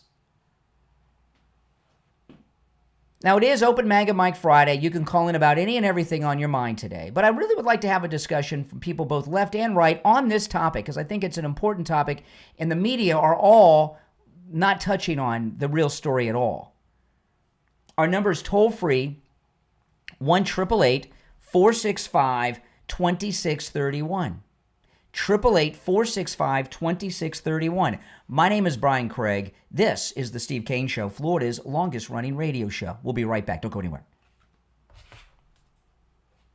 Yeah, what do you guys think about that? I really do. I know there's people on hold, but that were been on hold for a while. But I really hope that you guys will call in about that, because I'm getting very frustrated with what we're seeing in the news here about all this. Aren't you? I mean, I can't be alone on this. And it just blows my mind that no one has gotten to the detail that I just went through on this topic. Okay, and it's very, very frustrating to me. But Charlie Kirk got himself killed, they say, but Jimmy Kimmel can say whatever he wants, and nobody should even have an opinion other than it's okay. Okay, hold on. Where is this? Okay, here we go.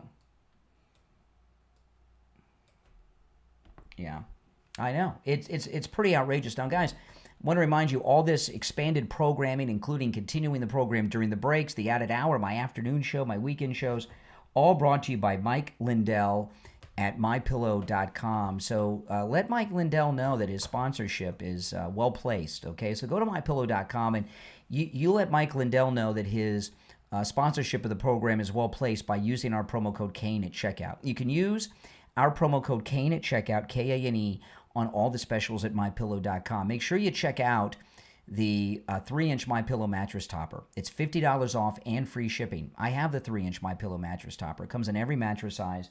It will change your life. You will get a good night's sleep like you've never gotten before with the 3-inch MyPillow mattress topper. First night I got it, I slept on, my wife and I woke up. It was a Sunday morning. The sun was out. I never have woken up with the sun out. I always would wake up dark, but I slept the whole night through. When I go to bed at night and I get in bed with my 3-inch MyPillow mattress topper, which is $50 off and free shipping, with my promo code Kane at checkout, Kane, at MyPillow.com, I'm asleep in literally 2 minutes. It turns your whole bed into a big MyPillow. I feel all the stress, everything out of my body, dealing with all this crap in the news. It's gone. And I'm out like a light. My wife will tell you, I haven't seen the end of a single 30-minute sitcom that we watch at night when I'm going to bed. I never see the end because I'm asleep, and I sleep deeply, well-rested.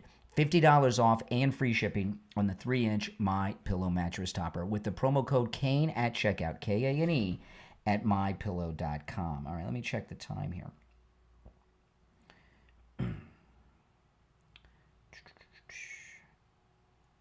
Okay, we'll be back in 1 minute, so I will take calls when we get back. But I'm really hoping to hear from some of you on this. It's important stuff, and I did pull up.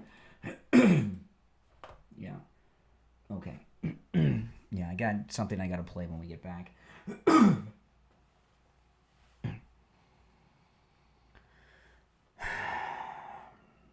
We'll be back in about 30 seconds. If you're new, make sure you subscribe, all right? And if you could, like the video and take the link and share it on your socials and invite your friends to this program. Okay. 20 seconds.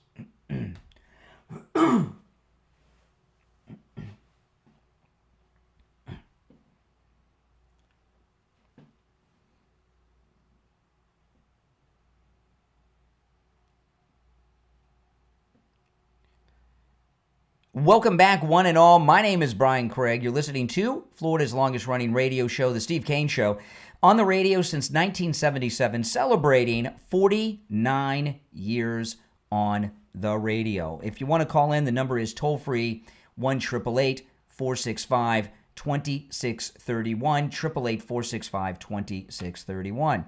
You're on the air. What's your name? Where are you calling from? Hello? Yes, you're on the air. What's your name? Where are you calling from? This is Adam from New York. How you doing, Brian? All right. What's on your mind, New York? I just want to talk a little about the other day the hearings with Kash Patel. Oh yeah, those were great. How can the Republicans allow the Democrats act up like that, like Booker and that Jasmine Crockett?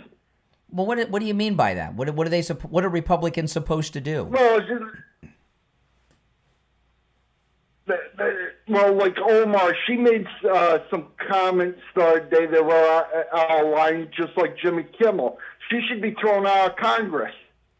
Well, what in a radio-friendly way, I'm no fan of Jasmine Crockett, okay? I mean, I saw a clip of her. She said this week, just because you do crime doesn't mean you're a criminal. I mean, she says stupid stuff. But what did she say? Well, she's saying hold on. Let me answer these lines that are coming in. What did Jasmine Crockett say that you think she should be removed from Congress for saying? That white people are white supremacists, and well, I wouldn't remove her from Congress for that, but I'll tell you this: she's a congresswoman without a district. Her district in Texas doesn't exist anymore. They just did all this redistricting in Texas, and they did away with her district. She's a congresswoman without a district in the next election. So the Republican. Slow down. So the Republicans. have found a clever way to remove her from Congress. That's why she's doing all this race baiting, okay? She's trying to stir up and rile up a following of militant blacks so that she can somehow remain in Congress and play the race card. That's why she's doing all this stuff. It's desperate rage race baiting she's doing. It's pathetic. Yeah, got it. Ilhan Omar with Trump, what about her? I mean, she said some comments about the death of Charlie, Kirk. Yeah. And I don't know exactly, but it was offensive. And from what I heard, and from I mean, how come they were able to throw George Santos out of the Congress without him any convictions and stuff? But they allowed like her to run her mouth because the Republicans are weak. They should never have been allowed. Yeah, that's why George Santos is in prison right now. I mean, my goodness, what did he do? Yeah, I agree with you. They should have stood by George Santos. It's a disgusting thing not standing up for him. Yeah, I agree with you. I was disgusted. And who was the one that was pushing that mostly? It was Mitt Romney. Remember? Yeah. Yeah. I know. No, it's a terrible thing. Yeah, because Republicans, you got rhinos and they're cowards. I mean, look, there was a vote this week to remove Ilhan Omar from her committees because of some things with her, some of the things you've mentioned.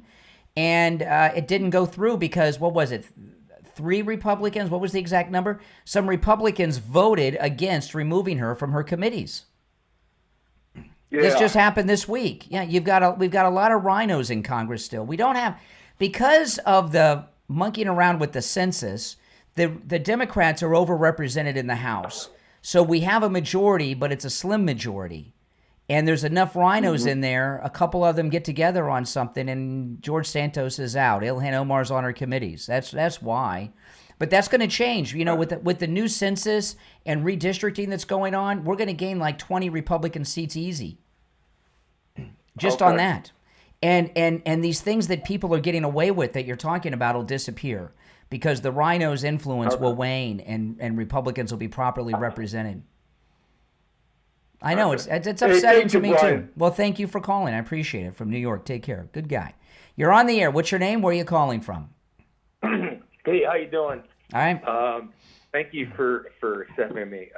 I actually talked to you the other day. I'm a MAGA, by the way.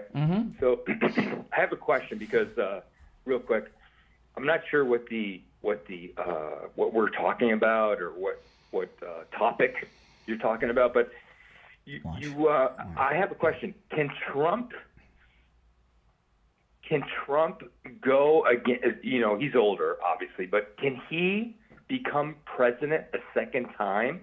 Or, a third time? Sure. Is that law or not? The Congress could change the Constitution and allow it, do away with term limits, which means Bill Clinton and Obama could run against Trump as running mates if they wanted.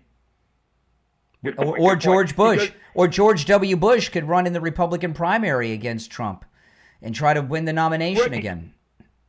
Right. So my understanding, I don't know if this is actually law or whatever. I mean, you would know more than me, but it was like, so FDR, hang on, go back to George Washington. He kind of set the standard, right? And it was kind of, it was a tradition. Correct. But not a law. So FDR, as we know, because he was so popular and people loved him, he went on for... No, he was not popular. He was not popular. In fact... his approval ratings in 1941 were going down the tubes, and because the New Deal was a failure, and then after Pearl Harbor, his ratings went up. That's one of the reasons people think he allowed it to happen, which I do believe. I believe FDR knew about Pearl Harbor. Yeah, it was the war. It was the war. Yeah, correct, but his approval ratings in the national polls was going way down because the New Deal had failed. And after Pearl Harbor, his ratings went up. That's one of the reasons he probably allowed it to happen. In the early 1950s, I can't remember what year. I should look it up because it's like 51, 53, somewhere around there. They passed a constitutional amendment bringing in presidential two-term limits. So for the majority of American history, we didn't have presidential term limits. This is something new that happened in the 50s. And that could be changed, which means Obama, Clinton, and George W. could all run. Sorry. That's the law then. That's the law. It's a constitutional amendment, yeah. Oh, I got you. Okay. But an amendment, every time there's an amendment, it means the Constitution has been amended, okay? And there have been amendments that have had, like for example, prohibition was a constitutional amendment. Congress passed another amendment overturning the Prohibition Amendment, okay? So amendments come and amendments go. A constitutional amendment gave blacks the vote. A constitutional amendment gave women the vote. There's nothing wrong or un-American about amending the Constitution. It's the American way. That's very true, and not only that, but even the two terms. Well, listen, I got to run, so I give you the last word. I got to run. It was a tradition. Yeah, it was a tradition that was started by Washington. So goes the legend. I want to talk about Friendly Tire and Margate. Holy smokes! I was over at Friendly Tire yesterday talking to Friendly Mike.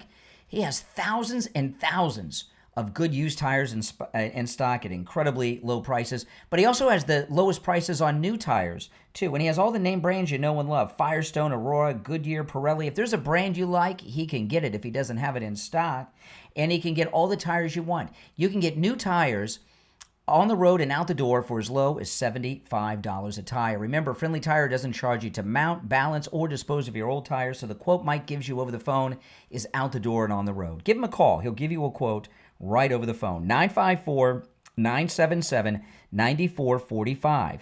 954-977-9445. That's 954-977-9445 for Friendly Tire and Margate. Make sure you tell them I sent you. It's the Steve Kane Show, Florida's longest running radio show. 2 hours to go. We'll break for the top and be right back. All right. Now we're going to play that when we get back.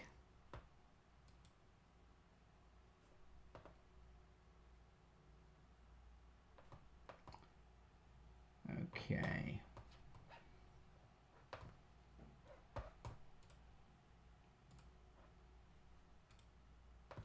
I'm just queuing up some things I'm going to talk about in the next segment. If you're on hold, hang in there. If you want to call in, the number is toll-free, and it's pinned in the live chat. If you're new, make sure you subscribe. Well, let me play. Candace Owens is losing her freaking mind. Listen to this. This is Candace yesterday. Real event. What does this have to do with anything? The answer is it has to do with nothing.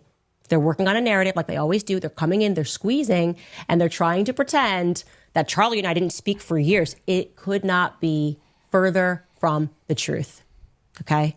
Okay. Now, this came up yesterday because Eric Bolling was on the Patrick Bet David podcast. I mean, I feel I have time to play this. Ability, I mean, is going to go down the tubes because this is day before she yesterday. needs to bring receipts.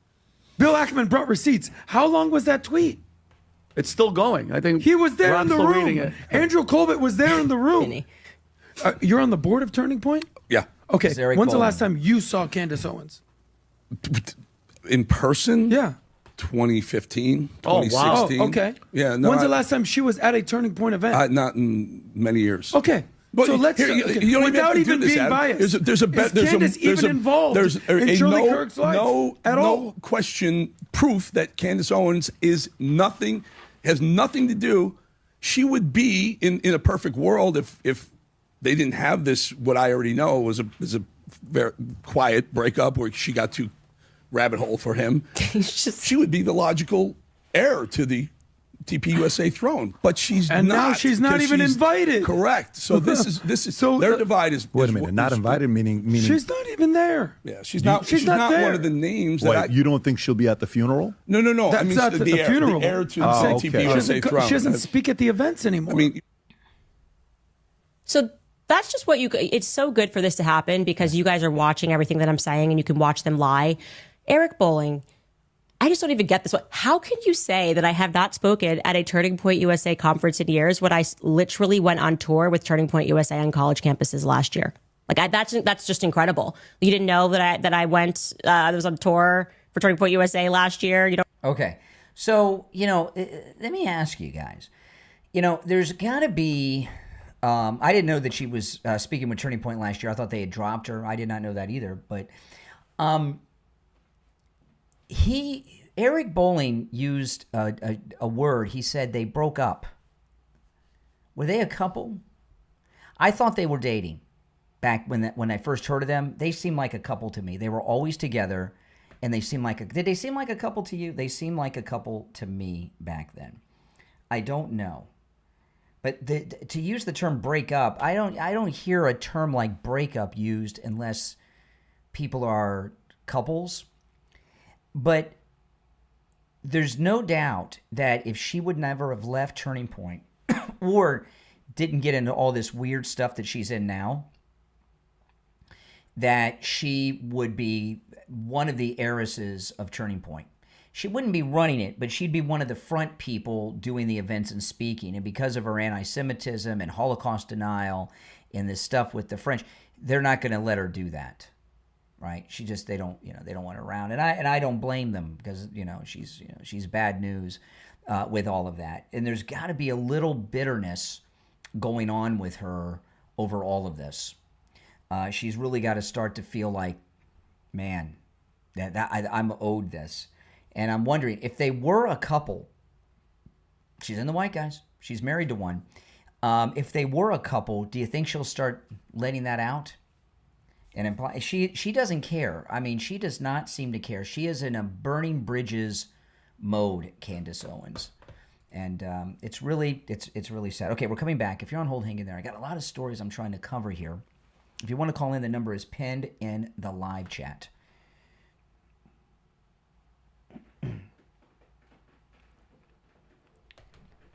Welcome back, everyone. I'm Brian Craig. You're listening to The Steve Kane Show, Florida's longest-running radio show on the radio since 1977, celebrating 49 years on the radio. If you are new to the program, welcome. Our number is toll-free, 1-888-465-2631, 888-465-2631. Remember, it is Friday, which means open phones. We call it Open MAGA Mike Friday. You can call in about any and everything on your mind on Friday's show. The other days, you have to call in and talk about what we're talking about. Although I brought up a lot of good stuff, and I've only just begun. I got so much to cover today. I hope you'll comment on some of the things that I've brought up so far. All right, let's go. You're on the air. What's your name? Where are you calling from? Good morning, Conservative Doug. Oh, hey, Doug. You know that saying, do as I say, not as I do. That's a typical thing for the Democrats with this Jimmy Kimmel. They want everybody to accept what they like, but if it was the opposite way, they would never. They'd be going if he was killed and he was a Democrat. Oh man, it would be totally opposite. The thing about Jimmy Kimmel with ABC took Roseanne Barr off her own show because they didn't like that meme that she put up about Valerie Jarrett. And I don't remember all these First Amendment warriors on the left standing up for Roseanne Barr. Do you? Exactly. Yeah. No, absolutely not. Like I said, it's a one-way street with them. You do what we want, or we'll go against you. That's the way it's always been. And now I hear that Disney wants to take over the NFL. I hope that doesn't go through because they already wrecked Disney. Now they're going to wreck everything. Disney touches turns to complete garbage. And Disney. Bob Iger, who's a liberal guy, he's run Disney for many, many years. He picked up so many of these intellectual properties like Star Wars, the Marvel, everything, and every property they've picked up, they've wrecked it. And I talked about this a lot, even their own parks. I have been a Walt Disney World annual pass holder for many, many years. I haven't been there in 3 years. I let my passes expire. I have no interest in going. I'm going to Universal Studios for Halloween Horror Nights with my daughter in a couple weeks. But I have no interest in ever going there again because the company is such a bad. Everything they touch turns to garbage. Yeah, everything. Man, the last time I was at Disney. Last time I had they had the street fair that they go in, and there's all these gay people running around. I said, "Man, this is enough. I'm not coming here no more." Well, they did something recently. at Disney World, which if I ever thought of going back, this is not why I canceled my annual passes or didn't renew my annual passes. And annual passes they're not inexpensive, but if you're a Florida resident, you can get them pretty cheap, you know, and you just go like, if you would go 3 times, it would pay for itself because you get free parking and stuff too, you know, not just the ticket price. But they, you know, one of the things Walt Disney World is known for is they have Tom Sawyer's Island, and they have this riverboat. It's called the Rivers of America, and you're sailing on an old paddle wheel boat like you know, Samuel Clemens and all that stuff, like a Mark Twain thing. They just tore it all out. And the reason this is not their stated reason, but it's obvious. They're woke, and they don't like American history being remembered. So they just tore all this out because Tom Sawyer, Huckleberry Finn, they think is racist because there's the N-word used in the book that was written in the 1800s. You know, so everything that ABC Disney touches turns to complete crap. Everything. Man, that's for sure. You know, I mean, I haven't seen the new movies that they come out with, but everybody says they're terrible. So everything. All right, Doug. I appreciate the call.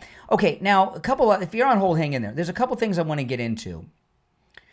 Because there's a lot of stuff. I mean, I got to tell you, the amount of news that is breaking is insane. I mean, it's just nonstop breaking news the last, how long has this second term been going on? 7 months, 8 months? It's just been nonstop. It's hard to keep up with it. It's like we're juggling all the time, everything we're doing. But in the aftermath of the assassination of Charlie Kirk, they keep telling us, well, both sides have to turn this down. The violence is from both sides. Where's the violence from MAGA?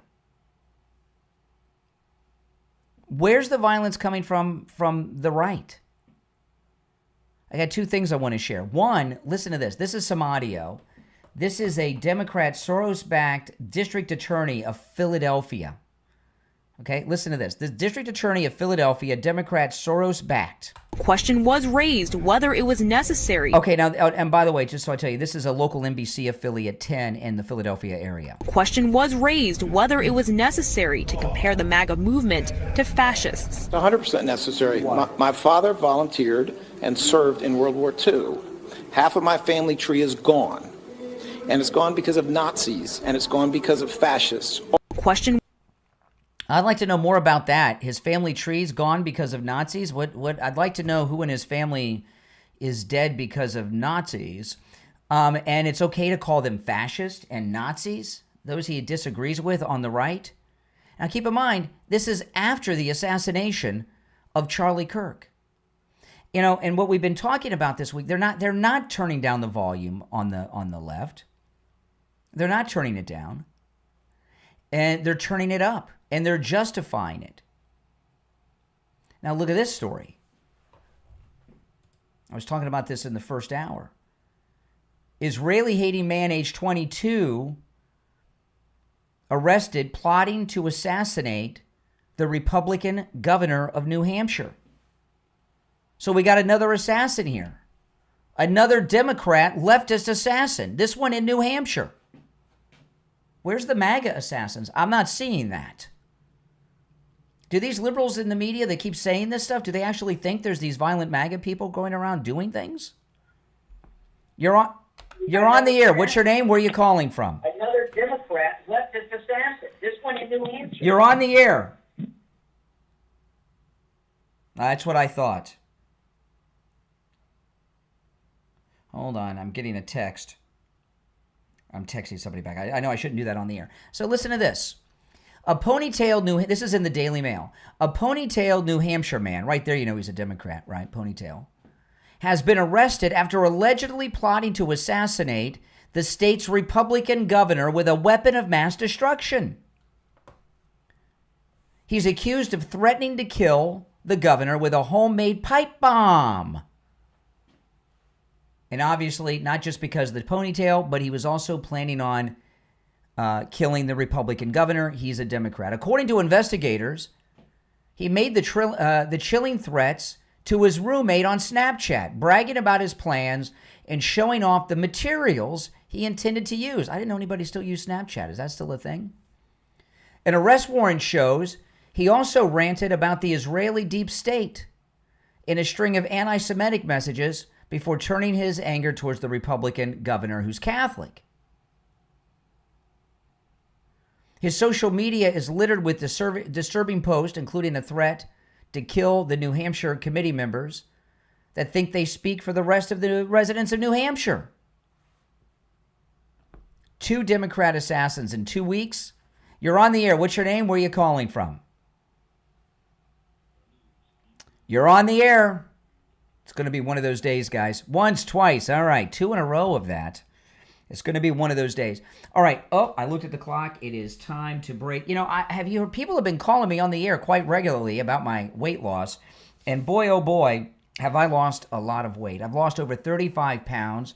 My stomach is flat. My face is so thin. And I've lost many inches off my waist. I wish I would have measured my waist. You know, I didn't realize I needed to lose weight until I started losing weight. And not only do I look great, I weigh what I did 29 years ago. My stomach, I had pretty much, in my mind, I pretty much accepted that, well, you know, I'm 54 now. I got a belly. That's just life, right? No, I have a flat stomach now.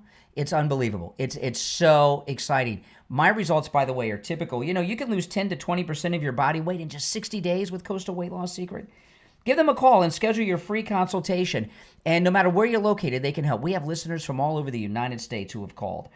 561-247-6300. 561-247-6300. That's 561-247-6300. And online, coastalweightloss.com. We'll be right back.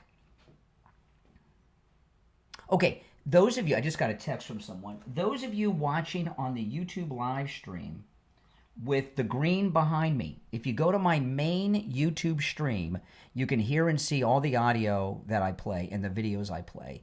It's right here on my YouTube channel. There's a direct link in the description of the video. It'll take you to my main YouTube live stream with my main chat. You can see and hear all the audio and videos and see the articles I'm going over and everything.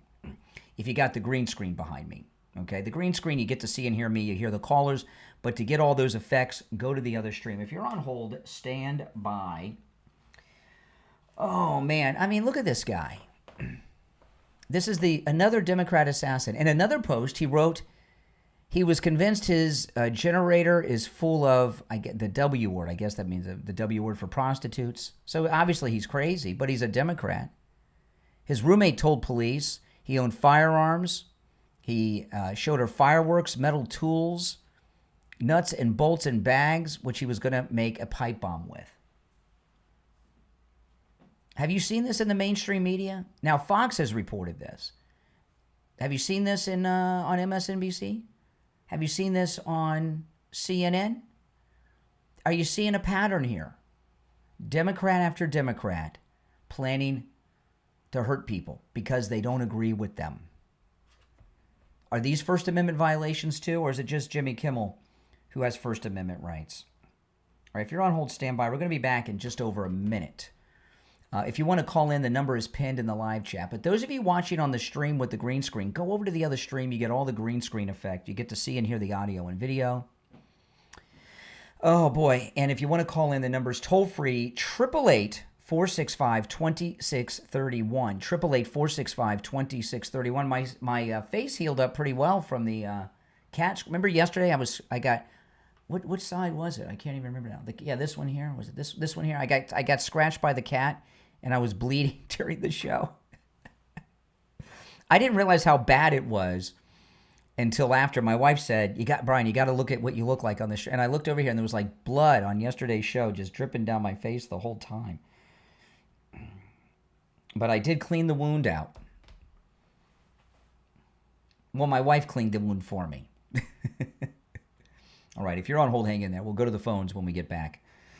We'll be back in about 30 seconds. If you're new, make sure you subscribe.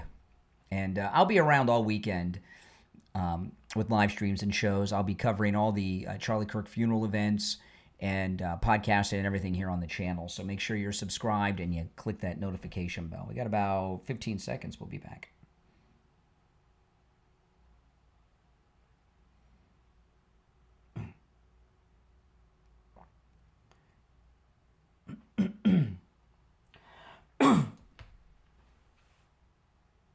All right, we're back. I'm Brian Craig. It's the Steve Kane Show, Florida's longest running radio show. Our number is toll free 888-465-2631.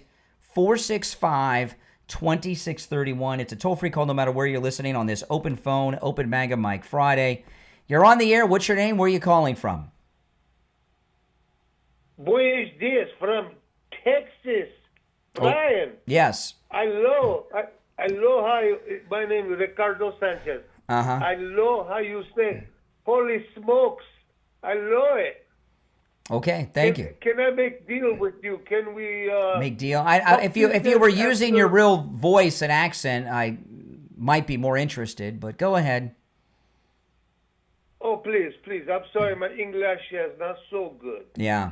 But neither's your sense of humor. We make a deal. I make a deal with you, please. Yeah. I love it. Maybe you can call me.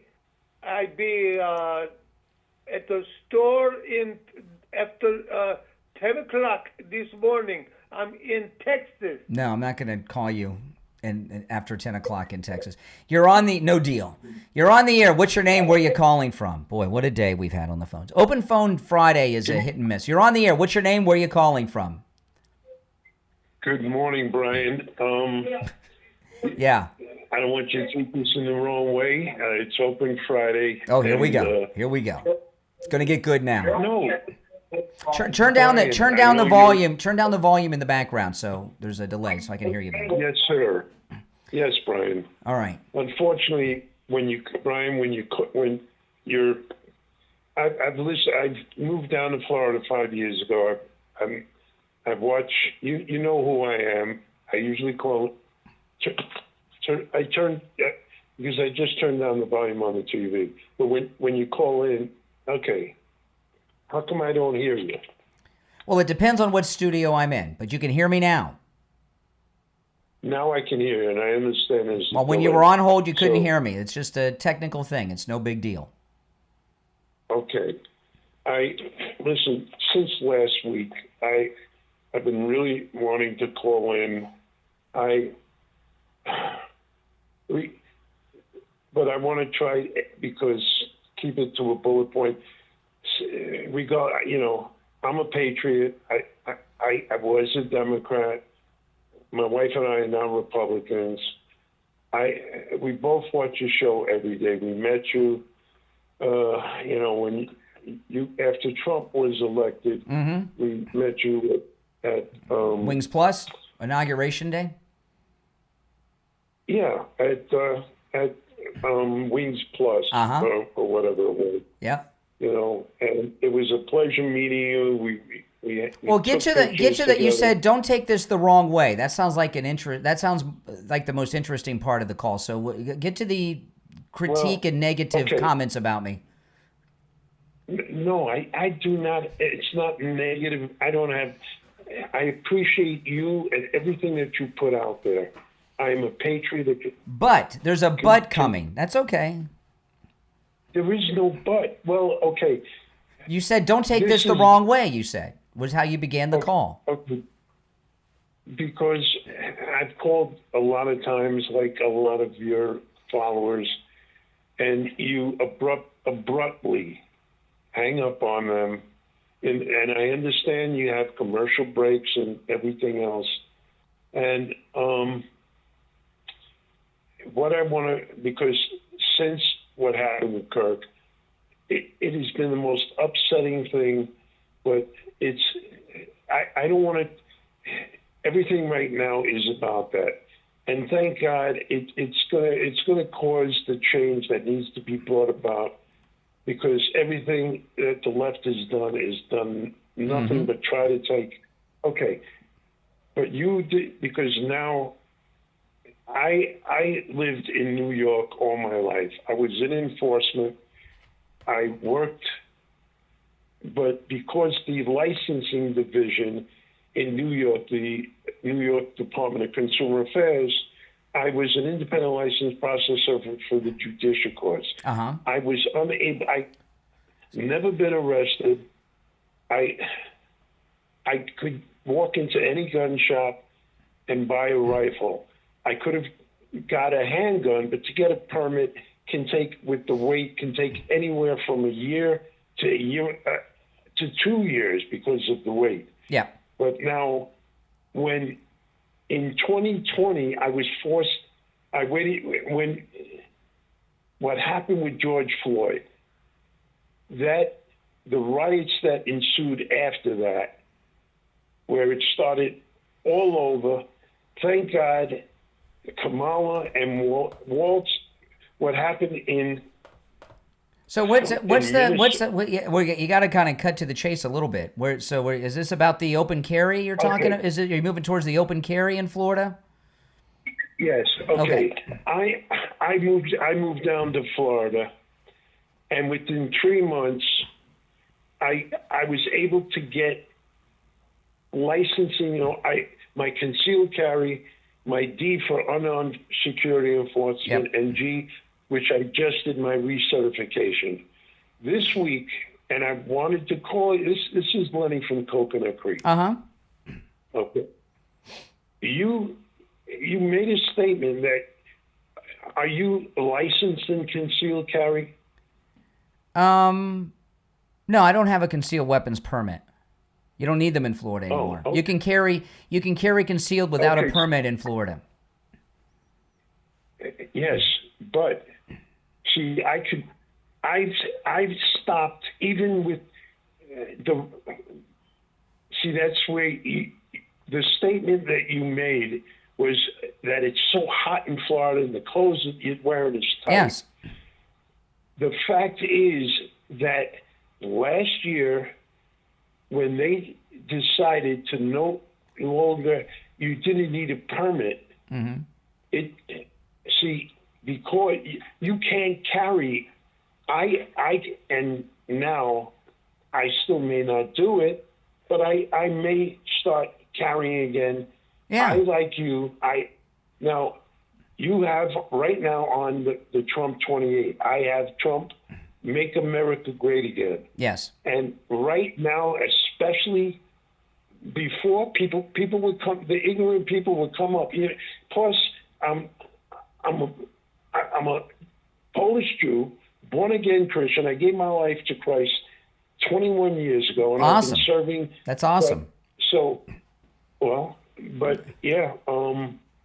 But all of the idiots. Let me just try to help you along, Lenny, because I'm coming up on another break. I've kept you on a while. So let me try to help you along. You're talking about open carry, and it has something. Does it have something to do with our MAGA hats? No. Okay, well, try to get to the point. Okay, you said now that the law is passed about open carry, that you're going to start doing it. Correct? Yes. And you're still going to go around. Actually, I was at the range yesterday to do my recertification, and I spoke about the same thing. And the feedback that I'm getting, they're saying, I'm concealed carry. I'll conceal carry because we're licensed. If you, because they're going to pass a law, I would love to do that. We're not in Texas, in the old West. Lenny, listen. I know I met you. We've talked a lot. I have been so overly patient. If Steve's listening right now, he's going to chew me out after the show. Okay, because you've not. Okay. I've got a full board of calls. I've let you go on and on and on.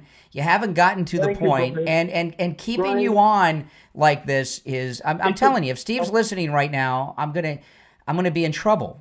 I'm gonna get talked to. I'm not kidding. He's gonna say, "What do you?" So let me try. I'm trying to help you along because we've talked before, and you're a nice guy, and you and your wife, you came out. So I'm not treating you like these jerks that call me with their perversion. But you're talking about carrying a concealed. Are you asking me if I'm going to open carry my weapon while I'm wearing my Trump hats and stuff? And if that's the question, hell yes, I am. That's when I need it the most. Oh. Well, okay, Brian. That's okay. Well, what's the point you're trying to make? We've been talking for like a long time, so in like a couple seconds. What point are you trying to make? Since I'm already in trouble, I might as well You know, I might as well No, continue to I'm do the sorry. offense. But see, Brian, I don't want to hang up the call. I'm going to have to hang Listen. up. It's time for a break. But what? Tell me the point you were trying to make. Brian, have a blessed weekend. I will continue Okay. to All listen right. to All right. the Appreciate show. the call. I mean, he's a nice guy. I don't want to meet. You think I'm kidding about? No, I'm going to get talked to after the show. Okay, believe me. Mr. First Amendment yesterday is going to tell me. It happens all the time. If you're on hold, stand by. We'll be right back.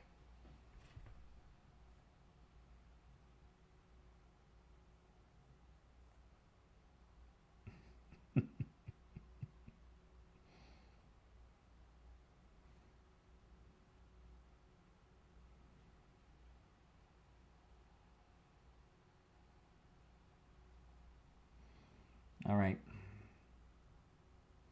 Yeah, no, I'm going to open carry. I haven't seen it's not a court here in Florida ruled it unconstitutional, the law against open carry. So it's going into effect officially. They say it's effective now. It's in effect now, but next week it'll be officially and there's a grace period between a ruling. The Florida Attorney General, who came up with the idea for alligator Alcatraz, is not going to contest it. Sheriffs have announced you can now open carry. I've not seen anyone do it yet. So I'm not going to do it until the official date and until I see other people doing it. But it's open carry in Florida. You can even carry rifles on your shoulder. I'll carry sidearm, probably Glock, and my 38 or my 2 favorite, so I'll probably carry those. But I haven't seen anyone do it yet. And I have wanted concealed carry my entire life. I've been waiting for open carry. Concealed carry is no good. It's uncomfortable. It's very difficult. And I tell people, I know people think it's ridiculous, but you see, I wear T-shirts. I got T-shirt and jeans on now. If I have a concealed weapon, you can see the bulge with the T-shirt if it's here. And you can't. And if you can see the bulge, you're not concealed. So, you can't, just can't do it. It's too, and I've got good concealed holsters. And sometimes when I go to the radio station, I do bring a weapon concealed. You don't need a permit to do that in Florida anymore. And I'm not going to tell you how I conceal it, but there's ways, but it's always uncomfortable. And with open carry, it'll be fine. I don't have an open carry holster. I have a bunch of holsters, but they're all concealed holsters. So I've never even thought about getting an open carry holster. So I've been watching a lot of videos on YouTube about holsters. I don't know. I want one that's comfortable. And I'm not sure if I should get a belt. Most people get the ones you use like at a sharpshooter range. Those are kind of hard and brutal. I don't know if I should get one that's soft like a police holster. I don't know. And I might just get one that clips onto my regular belt. I'm not sure what to get yet. Okay, we'll be back and I'll go back to the phones. We'll be back in 1 minute exactly. But I'm certainly not going to do it till I see other people doing it because people are a lot of people don't know what's going on in the news. So probably most people don't follow the news, right? So they don't know that open carry is okay. So when people first start doing it, it's going to be shocking to people. And I don't want to be the first. Plus, there is a window with the court ruling until it's a grace period, which is the 20-something of the month. I can't remember exactly which day. Brave enough to answer. What's the question people are afraid of, Stony? You can call me on the air with it if it's radio friendly. All right, stand by. 15 seconds.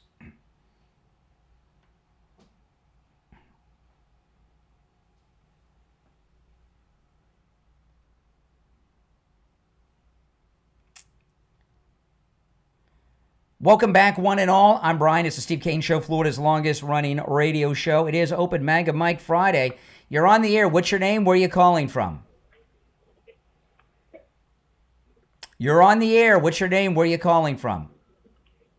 Hey, my name is Kyle. I'm calling from Texas. Carl in Texas. What's on your mind?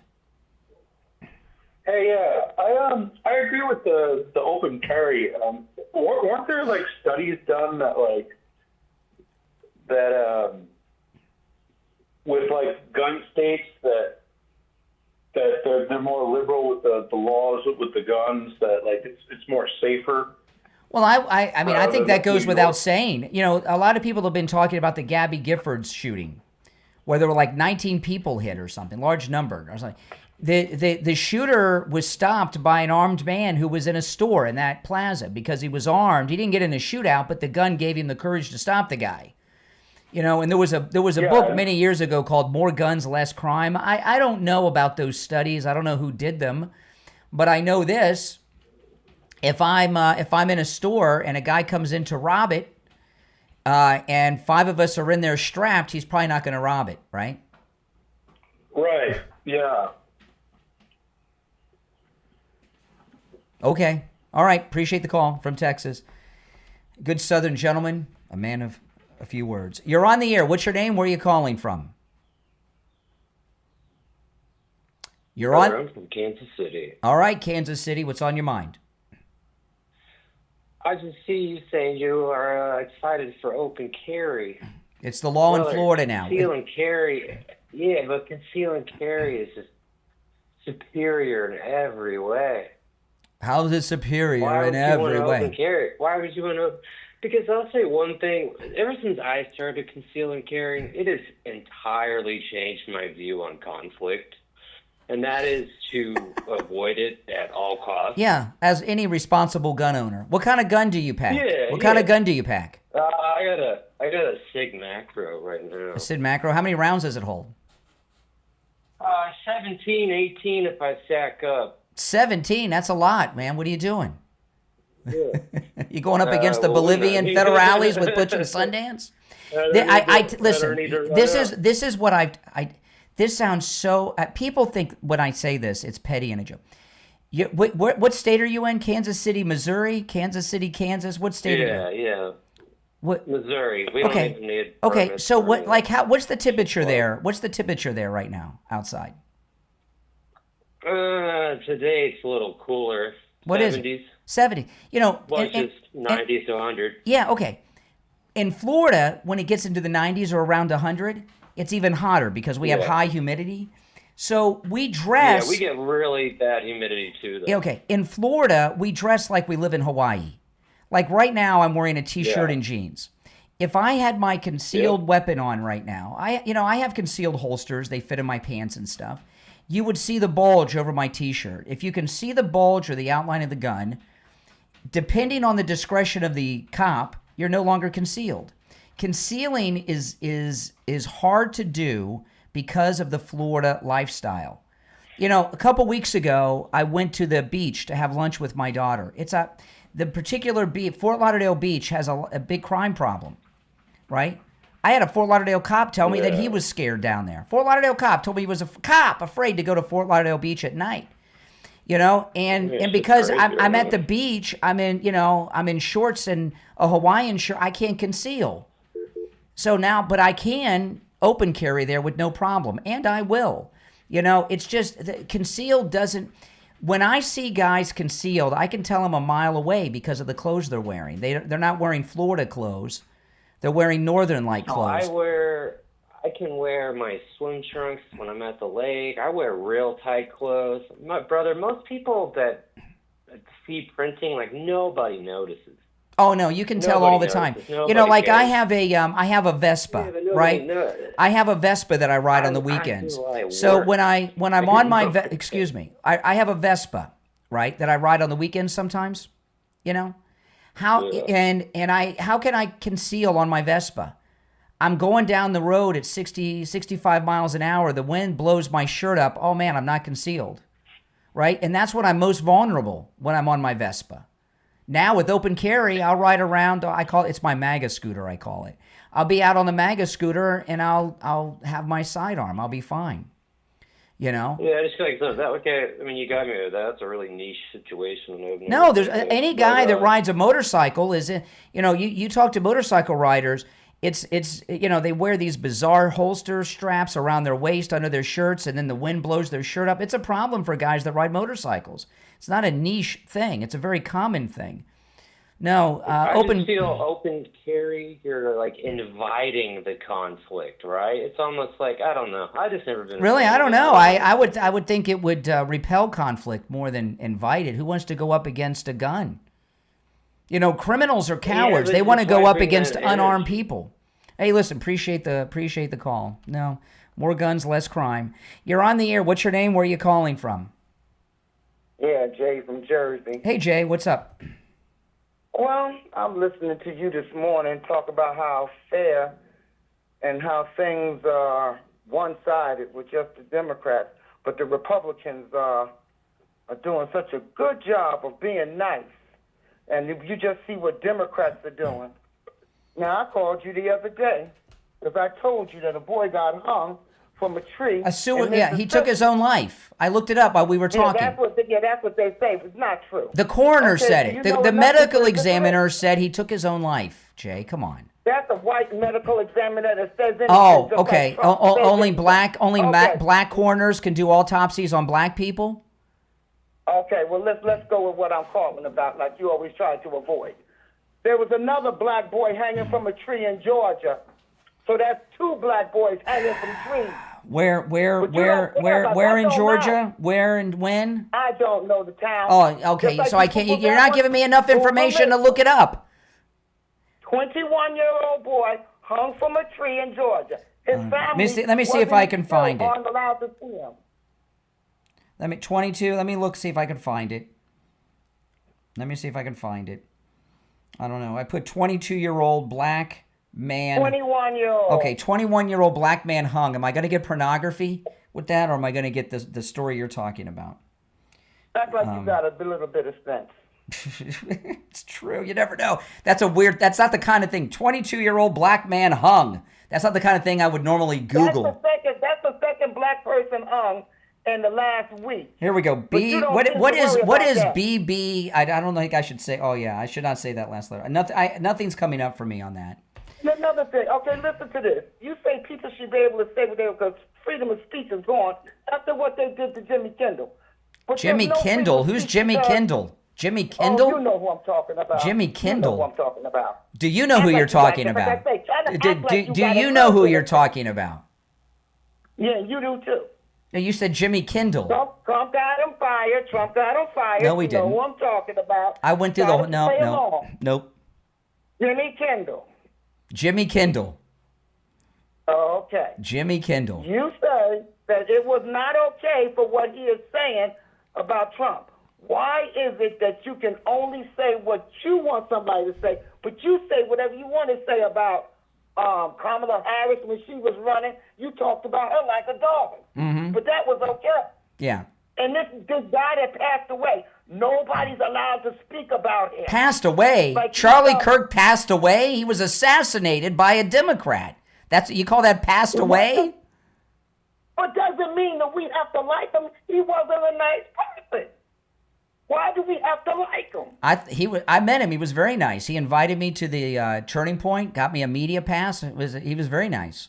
Tall. He was nice to white people because you white people stick together. Oh. You're white racist. You all stick together. That's why he liked you. He don't like me because I'm black. Maybe he didn't know who you are. No, it's my color automatically. Listen, I got news for you, Jay.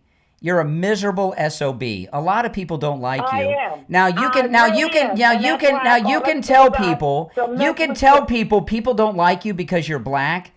They don't like you because you're not a nice guy. I don't. Just like I don't like you because you're a white racist. No. You don't like me because you hate white people. You're the racist. Because you're a white racist. Mm-hmm. You're the racist. And you don't even know it. Okay. All right. You Take care. act like All right. you don't. Take care. Oh my goodness. You're on the air. What's your name? Where are you calling from? Good morning, Brian. This is Barbara calling you from Baltimore. Hey, Barbara. Hey, I just had the displeasure of listening to some idiot from New Jersey. Yes, I did too. Talking about people hanging again. Yeah. I just like for people to understand something. I'd like to say this to, I think his name is Jay. He needs to go and take his meds and stop seeing everything through a prism of racism. And yes, two black people were hung or were found hanging, and ruled suicide. Yes, black people do commit suicide, you jerk. And especially, I think once they start going into these medications, especially the transgender medications, we're going to find that depression and a lot of other things are going on with a lot of people. Well, Barbara, Jay from Jersey has been calling me for years, and if you've noticed, there's been a big change in his voice. It's much more feminine than it used to be. I wonder if he's taken any of those trans drugs. Well, I tell you what. I wouldn't be tell surprised. you this. It is an absolute fact that your mental, you're mentally ill from taking steroids and trying to change your agenda. This is now, they need to outlaw that, but that's not the only reason I called. I wanted to talk about Barack Obama on his speaking tour. Oh, yes.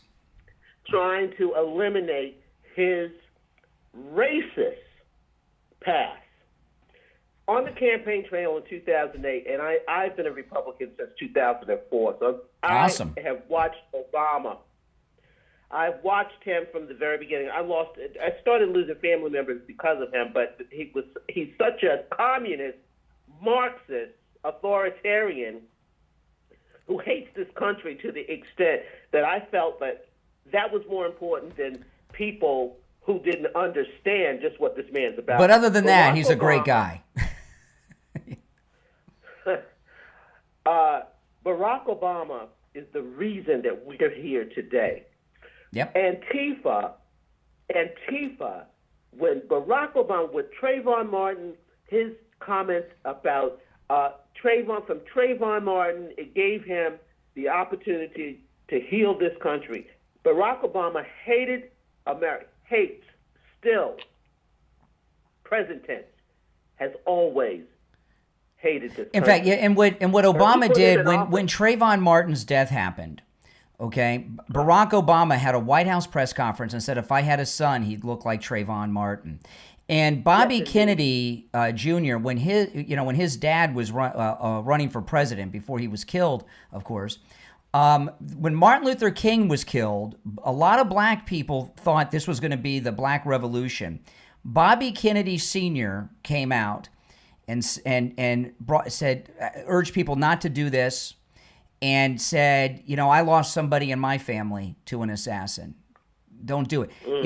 And that was a responsible Democrat. You go back and find that speech one day and watch it. I mean, that's how a responsible Democrat acts. Bobby Kennedy, not Obama. There are very few responsible Democrats, but this thing with Obama now, he's on a speaking tour. Yeah, he's a monster. And I'm telling you, he needs to be called out at every step of the way. This man is making a lot of money spewing this garbage about the Trump administration, as if he didn't have the entire Trump administration put under surveillance. That's right, Barbara. I'm late for the break. I got to run, Barbara. But I agree with everything you said and then some. Yeah, if you're on hold, stand by. We'll be right back.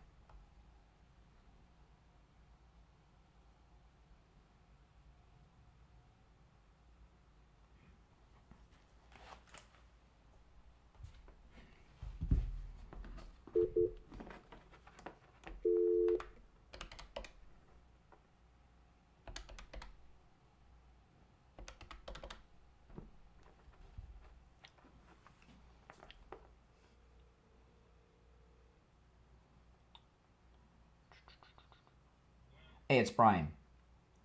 Hey, is there anything in particular we should hit on other than the change?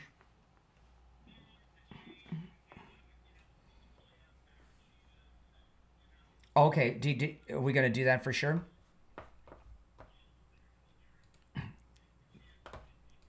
Okay. Okay, good. No, that sounds good. Okay, all right, good. I'll put you on hold. It'll let's see. It'll be a couple minutes. Okay, hold on.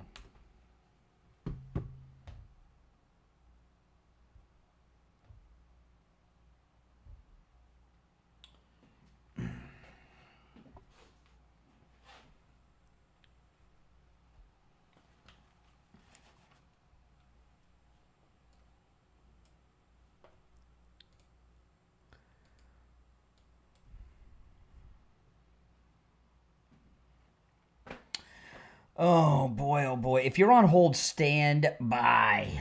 Oh man. Jay from Jersey. Yeah. Yeah, Jay from Jersey. Jay from Jersey, he used to be a much better caller, you know. He has devolved in the time that he's been calling me. Not that he was ever altogether mentally, but he's definitely devolved a little bit. I don't know why. I don't know what. But something's happened to that guy. Got about 90 seconds. We'll be back. Oh boy, I have not gotten any sleep lately. I've just been so busy. I've just been going around the clock. And of course on the weekends, you guys are going to catch me here on YouTube all weekend long too. And I got such a busy day today. We got 1 minute. 1 minute.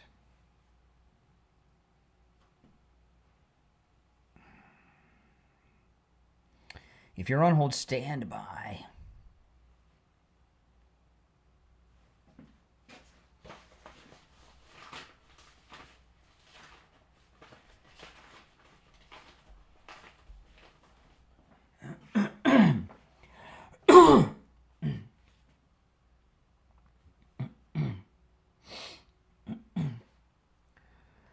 All right, Ian, we've 30 seconds. 30 seconds. Oh, man. Make the turn. All right, here we go. Stand by.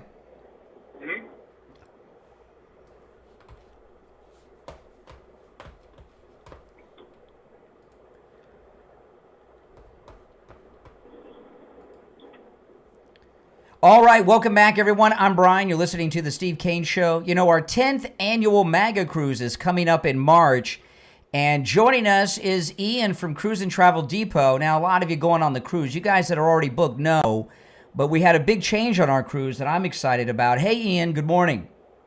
Hey, how are you? Okay, now we haven't announced this on the air yet, but tell people they made an itinerary destination change.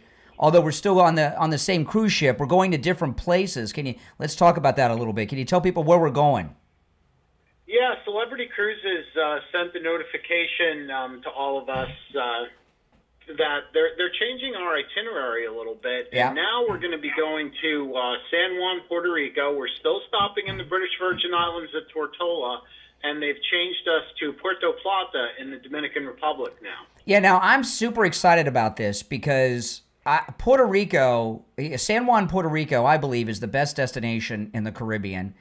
And the reason it is, it's an American island, but San Juan is literally, to me, every time I set foot off the ship, it's like stepping back in time to the 1500s. It's like Pirates of the Caribbean, right? With the cobblestone streets and everything, and the fort. It's just my favorite place in the Caribbean. And I'm so, you have no idea how excited I am. And we went there a few cruises back, and we found the best bar that has the best pina coladas on the planet Earth. And we're going to go as a group there. What's that place called that we love so much?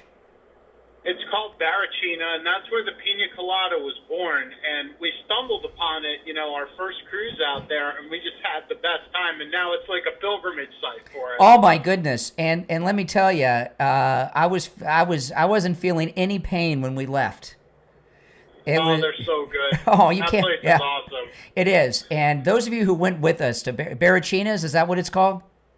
Barachina, yeah. Yeah, it is. You guys remember that was an adventurous day in San Juan overall for some things we won't talk about, PJ. But when we found Barachina's, all was forgotten, and we had such a great time. And we're because this change just happened, we haven't finalized quite everything, but we have what I believe are going to be some of the most extraordinary shore excursions we've ever had, Ian. Yeah, absolutely. And, I'm working with the company, and we're going to come up with more private experiences. We always got to top it. So rest assured, we're going to have some amazing experiences. Yeah, and I remember you called me and you said, "Oh, Brian, they're changing the destination." I said, "Where?" You said, "Well, San Juan." I said, "Well, that's awesome, man. That's great." Now, listen, this is our 10th annual MAGA cruise. We leave in March on the Celebrity Beyond. And I'm going to give you Ian's number. And do we have any more of the extra low price group space left? Yeah, I still have some of the group rooms left. Got to release them next month, so let's use them. Okay, so what that means is, because we got a bunch of group space, we sold out of it, we picked up a bunch more. If you get this group space, and I'm going to give you Ian's number. If you get Ian's voicemail when you call, leave your name and number. He will call you back. You're going to be going on this cruise for a price lower in our group, lower than anyone else on the ship. And this is not an exaggeration. I've been calling this, Ian, 2019 pricing. And what's included with the cruise fare? The classic drinks package, so coffee, tea, sodas, and alcohol. You can have your pina colada, and the Starlink internet. Yeah, and we have activities planned on board ship that we've never done before as a group, and some things going on. You won't want to miss it. So give Ian at Cruise and Travel Depot a call. And like I said, Ian deals directly. Ian at Cruise and Travel Depot, it's a concierge travel agency, Cruise and Travel Depot, and it's Ian. Okay, it's his company, and he's a concierge travel. Is it travel agent, or is that not fancy enough, Ian? What do I call you? That's not fancy enough. Travel consultant. Okay. Executive travel consultant. Okay. But no, Ian deals with every single person personally. From the time you call until you get off the ship when we get back home in Florida after the cruise. So he might be with somebody when you call. So if you get his voicemail, make sure you leave your name and phone number and join us. This is our biggest group we've had. It's going to be a great group, and we're doing some exciting things we've never done before. And we're going. And let me tell you, the event that we do in San Juan, Puerto Rico, you will remember for the rest of your life, right? Don't you think? Because we got some plans, and it's going to be it's one of those moments you'll never forget. We're going to have a great time. Here's Ian's number: 561-244-5779. 561-244-5779. That's 561-244-5779. All right, Ian, I'll talk to you soon. Have a great weekend. All right, take care. Yeah, call him, guys. Join us. It's my yearly vacation. It literally is, okay? It's the only time of year I get off, and you're all invited to go on vacation with me. You're on the air. What's your name? Where are you calling from? You're on the air. I'm sorry. I called sorry, I just called in last week. I'm watching your show live. Well, welcome. I'm Chris from Nevada. I want to apologize for I don't necessarily want to apologize, but I think you're right about Candace Owens, because she's going crazy and she has no evidence. There's no evidence. The left is crazy. What are you talking about? Her saying that the Israelis killed Charlie Kirk? Yes. Michael Savage yesterday went off. This is bullshit. Okay, all right. First dump of the day, Mike. Oh, my goodness. If you're on hold, stand by. We got to wait for the delay to re-engage. Oh, my goodness. I guess that's probably what he did last week. Michael Savage went off on Candace Owens. Did you get that, Mike? Okay, we got to wait for the delay to re-engage. And he said, if Mossad is assassinating conservative leaders and they're so entrenched and powerful and can commit these assassinations without anybody knowing, why haven't they gotten to her for outing them for what they did? I thought that was a good point Michael Savage made there. If you're on hold, hang in there. Oh, boy, I'm getting text messages like crazy. Okay, I'll text back during the break. Candace Owens right now is going through a major meltdown. And I believe a lot of it has to do with she knows that if she had not gone the route she's gone for the views and the clicks and everything, that she would be like one of the number one people on stage Sunday at this memorial for Charlie Kirk in Arizona that the president's going to be at. Now, she might make her way into the venue, okay? She's got a lot of friends and contacts, and she might be there, but she's not on the list of speakers. She would have been. She would have been one of the top speakers if she had not gone the route she's gone in. And she, in many ways, would have become kind of the leader of Turning Point in so many ways, no matter who they made the CEO, because Charlie Kirk's wife is now the official head of Turning Point. But Candace would have kind of taken it over. There's no doubt about it. And she knows that. And I think there's a lot of jealousy. And I don't know if she's capable of regret, because I don't know how sane she is. But I do know this, that the Sloman Shield Link is pretty awesome. Listen to this. The Sloman Shield Link, this is a new product system that they have. The Shield Link integrates your security system at home with all your everyday automation that you can imagine. You can connect your alarm to your cameras, your shades on your windows, your thermostat, your television, your garage door, your computers, everything. With just one click, you can set up everything and control multiple devices at the same time. As an example, this. You can disarm your alarm and at the same time, adjust your thermostat. Turn the lights on or off. Get the TV or your audio system on or off, wherever you want it to be. It's really amazing. Give them a call. And a cool thing about this, the Sloman Shield Link works on all the devices you already have in your home. Here's the number, 833-283-5050. 833-283-5050. 833-283-5050. All right, we are less than 30 seconds away till the top of the hour. Every line on the board is lit. If you're on hold, stand by. We'll take our break for the top of the hour, come back with your calls. And remember, today is Open Phones, Open MAGA Mike Friday. You're welcome to call in about any and everything on your mind on Friday's show. The number is toll-free, 888-465-2631. 888-465-2631. It's the Steve Kane Show. My name is Brian Craig. We'll be back after this. All right. Let me take a call or two during the break. You guys mind? You're on the air. What's your name? Where are you calling from? Hey, Brian. This is Sean from Massachusetts. Hey, Sean. What's up? Yeah, I was late last night. I was watching the Next News Network, Gary Franchi's channel, and he was talking about Candace Owens, and he came up with some good point about how, this woman needs to just give it a rest completely. What, Candace? Everything, Candace, everything that she's been doing. I mean, the family can't, the body hasn't even been in the ground, and the stuff that she's pulling, this whole Israel thing. And they had clips of his reverend, his priest, and talking about how this is just not true. Everything that they were saying, that she's coming up with about Israel, and it's just all debunked so much. And I think you're right. She is definitely having some kind of meltdown. Well, there's three possibilities. She's lying, she's insane, or she's Netanyahu's been talking about people getting paid by Qatar that are blaming Israel. So, I mean, there may be other possibilities, but those three come to the top of my mind. And sometimes I think she's just nuts. Yeah. I think that, at first she was doing really good. I think I all kind of felt at first, okay, she did her channel with the red pill thing, and then she did the Brexit thing with Charlie. Well, she got lucky. There was she used to be a never Trumper. She was on Periscope before she was famous. She was on Periscope, and I was on Periscope, and I remember, and she was a never Trumper. She was making jokes about the size of his hands, and that was a good time to become Black MAGA. If you were black supporting Trump, you shot, and she's really good looking. I mean, she was better looking then than now because of all this stuff that she says. But she's good looking. Yeah.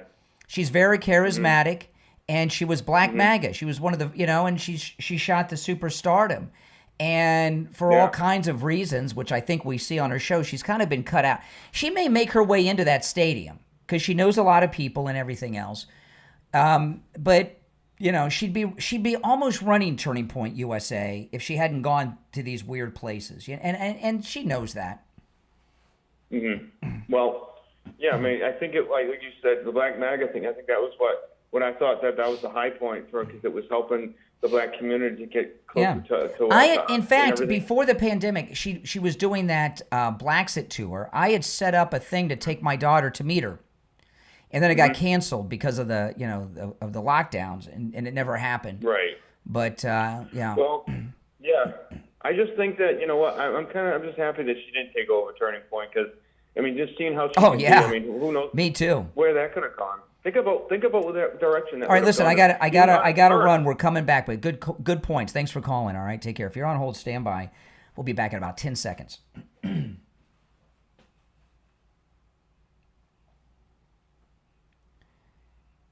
Hour number 3 has begun. My name is Brian Craig. You're listening to Florida's longest-running radio show, The Steve Kane Show. All right, back to our phones. You're on the air. What's your name? Where are you calling from? Yeah, it's Renee from Harlem. Oh, hey, Renee. You really need to stop yourself, man. You were talking to Jay earlier, and you tried to team up on him, and you really need to watch your mouth. How team up? He called me, and I'm talking to him. Where's the teaming up? You like talking about guns. You need a gun. You need a gun because you're proof See what I you're mean? weaker. See what I mean? See why I need to carry? I mean, what are you threatening me? What do you mean I need a gun? What does that mean? Because you love guns. You need them. If you didn't have guns, you'd be whipping your butt every day. Wow. With a bare hand, and you know it. Because you know you're weak. You're weak. We take your women. We take whatever we want from you, and you can't do a thing without it. Really? About it. What was the last thing you took from a white guy? You say you take things from white people? Is that what are you, a thief? What do you do? What do you mean you take? What do you mean you take things from white people? I took their women. When's the last time you took a white man's woman? Tell me about that. This sounds interesting. When you say take, what do you mean? Tell me the story. What, were you out somewhere and saw this? That guy wanted it, and I took her. Hold on. Where were you? You were out somewhere in public. You saw a white man with his woman. And you took her? No, Danny, let me tell you. There was a girl I knew, and she liked me. And there was this white guy, he liked her too. But she made her decision. She wanted to go with darker, tall, dark, and handsome. How long did you date her? I forgot. It was about 6 months. 6 months. Why'd she break up with you? Oh, she didn't break up with me. Oh, of course not. Exactly. I know. I broke up with her. Man, I had a lot of girls at that time. You know, Eldridge Cleaver. Eldridge Cleaver was a friend of mine. I knew Eldridge Cleaver. So did Steve Kane. We both knew Eldridge. We both knew Eldridge. Eldridge Cleaver, who wrote a very good book called Soul on Ice, which you guys should get. I wish I would have got him to autograph it, but I didn't. But he said when he was in prison, all they thought about in prison were white women, and that sounds like you. That it seems like you fantasize about white women a lot. Why would you want to be with a white woman and not another black person? I took black women. I was with black women. You more. took black women? What do you mean you took? White women, I took them. I've never said I took a woman before. Why do you use such really violent language? What do you mean you took a black woman? What does that mean? You took? You said you took a black woman. And I want you to feel the fear that when we want your women, we will take them. And you can't do a thing about it. If there's a woman in this audience who wants Renee from Harlem, give me a call. I got to hear what attracts you to this man. I don't know them. What makes you think I want them? What about you attracts all these women? What makes you think I want them? No, you say women want you. No matter what skin color, women just want you no matter what. If they're in a relationship, what about you do women want so much? What makes you so desirable? Tall, dark, and handsome. And broke. It means something. So you're so good looking, when you go out in public, women want to leave their boyfriends and husbands just for you. Tall, dark, and handsome is well, this is interesting. So this is interesting. So is this just white and black women, or do Asian and Latinas also flock to you? I dated Asian women. Asian women? What about Native American Indians? Do like Native American Indian women go for you too? Is this power across all ethnicities? I've dated women from Japan. I've dated women from Africa. I've dated women from Where was she from? When's the last time you've got STD tested? I mean, it sounds like you're getting around. Well, no. Did you ever get the herpes or anything? Never. Never. What you do, VD? That's how you kill those Native Americans. You gave them your disease. Herpes? I didn't give anybody herpes. Didn't you give them? That's how you kill the Native Americans, didn't you? I'm glad you bring this up now, because right now you're fantasizing about all these women and everything. You're probably not hearing anything that's being said because you're in some euphoric, fantasizing, sexual thing going on in your mind. But do you know what the Native American Indians gave the world? You know what they gave what is the biggest contribution that the Indians of North America gave to the rest of the world that they didn't have? Man, they didn't have to give you anything. No, but they did. There was something the Indians had that no one else had. Do you know what it was? Land. Huh? Their land. No, they were not. They were nomadic people. No, tobacco. Tobacco. So all of the smoking related diseases of the world, all the cancers, that's all from the Indians. Yeah, right. Mm-hmm. All right, take care. No, first of all. Oh my goodness. Any of you ladies out there attracted to Renee from Harlem? I'm very curious. I got to hear, what would attract a woman to him? You're on the air. What's your name? Where are you calling from? Oh boy. You're on the air. It's Christopher from Nevada. Yes. I just want to shout out your show. Like, you do a great job of bringing people on your show, and I support Donald Trump. I don't support Kansas Owen or anything like that. Aren't you the guy that just called me 5 minutes ago that used the profanity? You said you were going to apologize, then you said you're not going to. First of all, it's one call per day. I put you back on, right. But you got to stop using profanity. I mean, what's the matter with you? I get it. All right, take care. All right. You're on the air. What's your name? Where are you calling from?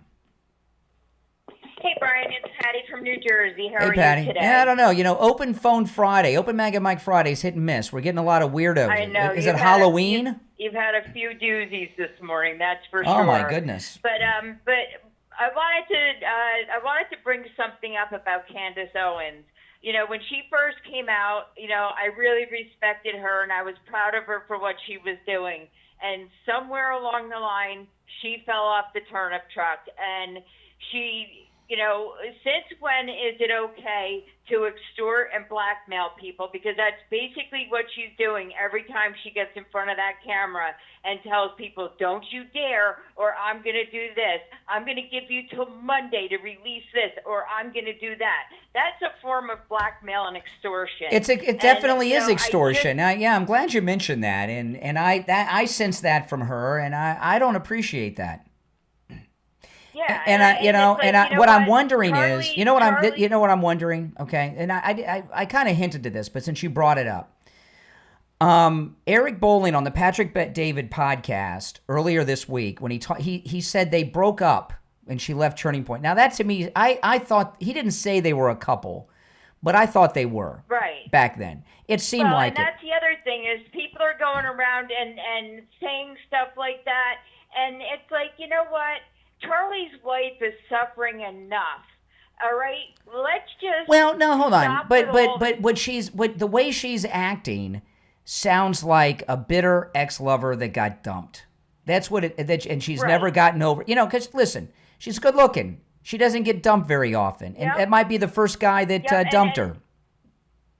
Yep, and the other thing is that somebody who was very close to them that worked with them did say that when they first started working together, they were everywhere together. Yeah. And they just had a chemistry and stuff like that. That's fine. But you know what? We don't need to be bringing this up. And well, you brought it up. You called in and we're talking about them. Brought her. No, I'm just saying that she needs to stop with the it's disrespectful. What she's doing is very, you know, it's disrespectful. If she really is his friend and was his friend until the end, she's not acting like a good friend now. Right. Yeah, exactly. She's And causing you know what? pain. She's causing pain with the family. The world is mourning right now. The world is mourning over hate right now, and to get up there and start spewing all of this hate nonstop, it's just not what we need right now. I agree. You know, save it for later. And, you know, and I really think that she's, you know, trying to extort and blackmail people out there, you know, because she's been bruised somehow by everybody. And unfortunately, she needs to look in the mirror, and it's a lot of what she did to herself with all of her crazy ideas. And, you know, well, listen, I don't know. None of us know, but you know, she has someone that knows a little bit about such things, whose name I'm not going to mention. They pointed out something about her to me the other day. She has asthma. And someone told me that a lot of asthma medications can cause some psychological issues. I don't know. Somebody told me that. Yes, absolutely it can. Okay. And between the asthma medication and the childbirth, maybe it's made her nuts. Yeah. Well, like I said, somewhere along the line, I mean, she used to be very based and very common sense, and anymore she goes down these weird rabbit holes, and, you know, I don't know. And like I said, what she's doing is not, what she used to do was healing to the country, and it was about bringing us together. Now everything that she's doing, you know is what to she divide. is. You know what she is. Some people will be offended by this, but she's become the Black Alex Jones. Black female Alex Jones with the conspiracy theories. Everything's a conspiracy. Yeah. It's always the Jews. It seems. You know. Yeah. You know, it's kind of what she's, you know, become. Mm-hmm. All right, I got to run for the break, but thanks for the call. All right, if you're on hold, stand by. We'll be right back.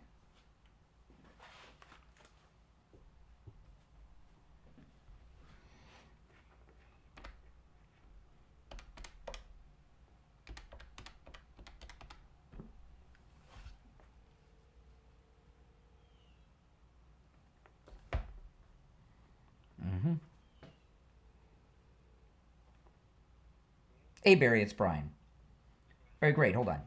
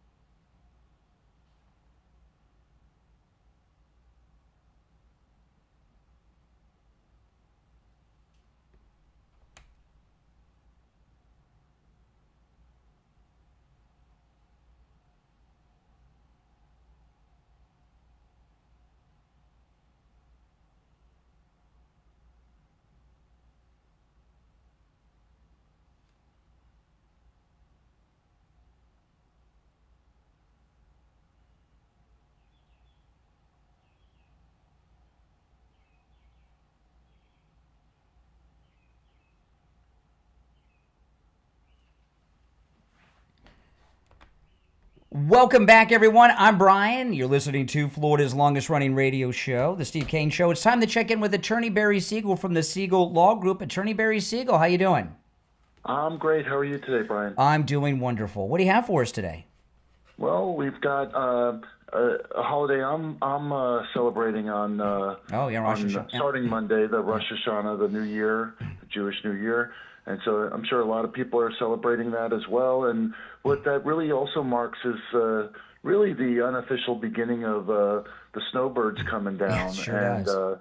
And it's really like, for those of you who are already down here, I know what ends up happening every year when it's time to start heading back. That's when I need to get my estate planning done. Oh, well, we'll get around to it next year when we come back down. Well, now is that time. And for those of you who are here year-round, before things get super busy here again, now is a good time to get scheduled, to get on the calendar, to either have your estate plan reviewed, potentially have it updated, or if you don't have one, you need to get moving on it, because everybody needs to have an estate plan. It's not just for the wealthy. It's for everybody, because we all have we all want to protect ourselves. We all want to protect our loved ones. And, so you don't have to be wealthy to want to avoid probate, to want to avoid guardianship and protect the inheritance for your loved ones. Yeah. Barry, a lot of people don't know this, but like say you have a condo here on the beach or something, or a house, and you have a house in New York or something, you're going to have probate in 2 states, 2 different probates, right? Yeah. You would have a probate here in Florida, which would be your home state if you're a Florida resident. And then if you have property in another state that's titled in your name at the time of your death, you'll have what's called an ancillary probate. And now your loved ones, your personal representative, will have to hire an attorney in Florida and in another state. So that's 2 probates, 2 legal fees, 2 nightmares. So it's something you really want to avoid. And you can avoid that by setting up a revocable living trust. And then transferring those assets, whether it be your Florida property, your non-Florida property in another state, or other financial assets, put that all in the trust, and whatever you have in there avoids probate. So just let me, because we mention this from time to time, and we don't have time to get into all the details, but I'm just so if my grandparents have a house in Connecticut, and they have a condo in Delray.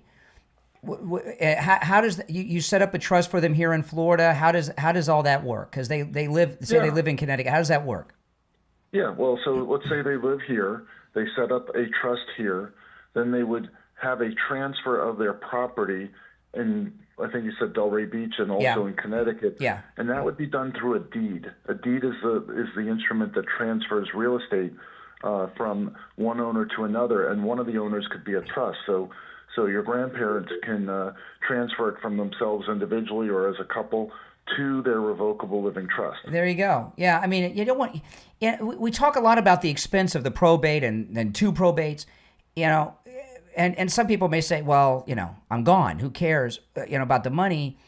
And some people may, but think about the burden you're leaving on your family that you leave behind to go through those probates. Because I got to tell you, it can't be fun. Yeah, I mean, why do you want to leave that mess behind for your loved ones? The last thing they're going to remember about you is that you didn't plan properly. You had to go through this whole thing with the attorney for a year or 2, and it just when it could have been set up very easily, where the assets would have been transferred over to the children or grandchildren very quickly, and with little or no expense. Why would we not do that? Yeah. So listen, guys, give attorney Barry Siegel a call. The number's toll-free, 855-FLA-3782, 855-FLA-3782, and online, SiegelLawGroup.com. All right, attorney Barry Siegel, we'll talk next week. All right, thank you so much. All right, take care. All right, if you're on hold, hang in there. We're going to go back to the phones on this Open MAGA Mike Friday. You're on the air. What's your name? Where are you calling from? Hello? Yes, you're on the air. Hey, how you doing today, man? I'm doing. How are you? Oh, I'm all right, man. I'm all right. Just trying to see what we're talking about today, man. I've been on hold for so long, I can't really hear you through the. Well, when you called, you well, I'm very popular and I'm hard to get a hold of. But when you picked up the phone to call me originally, there must have been a reason. Oh, I just wanted to debate with you, man. About what? I wanted to see what y'all were talking about. Debate? I mean, how could anyone disagree with anything I've said? I can't imagine. Well, pick something you heard me say, and I'll talk to you.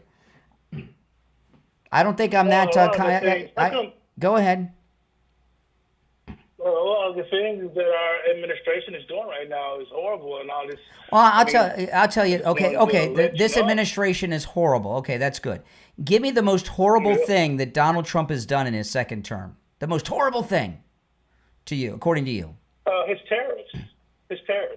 Tariffs. His tariffs have actually created an assault on our an assault on the economy. Our food on 2 different fronts. Mm-hmm. Yeah, if you listen, I tell you, he has created an assault on our food on 2 different fronts. One is for his so-called deportation rules. It's taking people out of the fields that are No, in fact, his deportation. No. In fact, he gave. Hold on. No. You're saying no. Hold on. President Trump. President Let me Trump. finish my statement. Please. President Trump signed an order to Can not. I finish my statement, please, sir? No. Sir? No. Okay. No. President Trump gave an order to ICE to not deport the farm workers. Did you hear what I said? Okay. Oh, So, yes, I did. What okay, I'm doing is they're I'm not telling you how to deporting. They're communicate not with people. deporting the farm workers. That is a lie, because our farmers, all the way from Nebraska, California, all the way to the other side of America, are complaining about how their workers are being deported, which Well- also causes.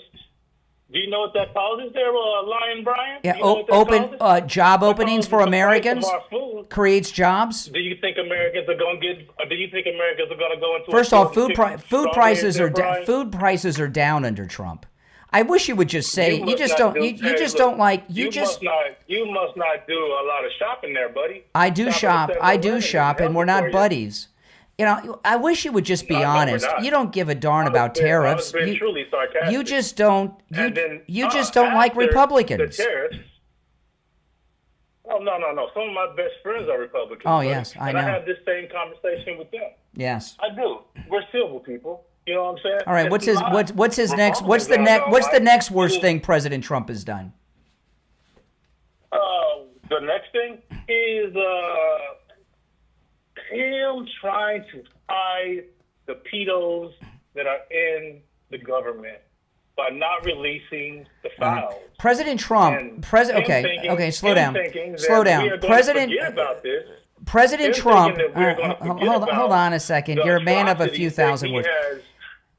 That he has caused. He has these women caused. All right. When they were children. Uh-huh. We're not going to forget. It's nice of you to remember for them.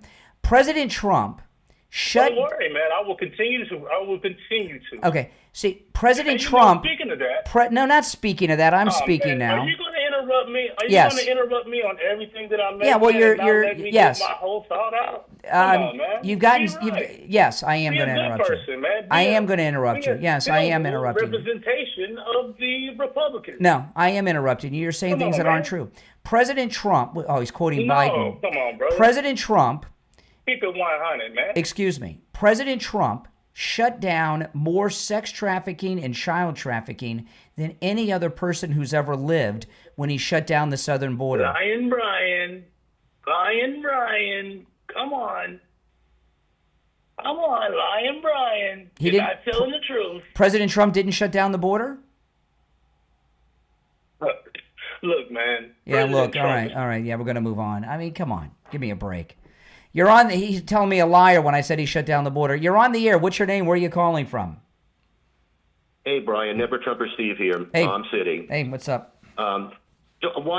You wanted to have an intelligent conversation about this. I hope we can have one. Because I have to correct numerous statements you made about the Kimmel situation and free speech, keeping in mind that Trump, when he was inaugurated now, he indicated he's going to sign an executive order to bring free speech back. And apparently it's only the free speech that he likes. Mm-hmm. Because on the plane going home yesterday from Europe, and this is a quote, "They give me totally bad publicity, the press. I would think maybe their license should be taken away." Yeah.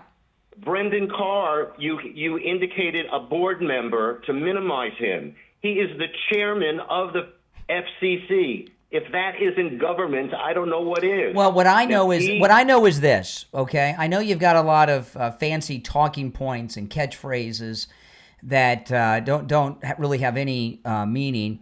Neither President Trump, the FCC, or anyone else from the U.S. government had anything to do with Jimmy Kimmel not doing his show the other night, and you know this. But that's not true. You just made that up. No, The day listen. before Let ABC me tell you. I'm gonna go to break because it's the bottom of the hour, and I'm gonna walk through all of this. And I'm not going to put you on hold, but you can, because I don't know what line you're on. Oh boy, I've lost track of the lines. Well, I'm gonna go through what happened. You know what? Stay with me. We'll take a break and be right back. I've got 80 lines lit, so I'm not sure which line you're on. Hold on. Now I have no idea what line he's on. I just put him on hold. I've got 80 lines here, and I couldn't see what line he was on. So, I did an entire segment on what happened with Jimmy Kimmel. I'll go through the lines and maybe come across him after I take more calls. But what am I supposed to do? I'm a one-man band. I'm here by myself, guys. I got no help here. Let's see. I got to do. Okay.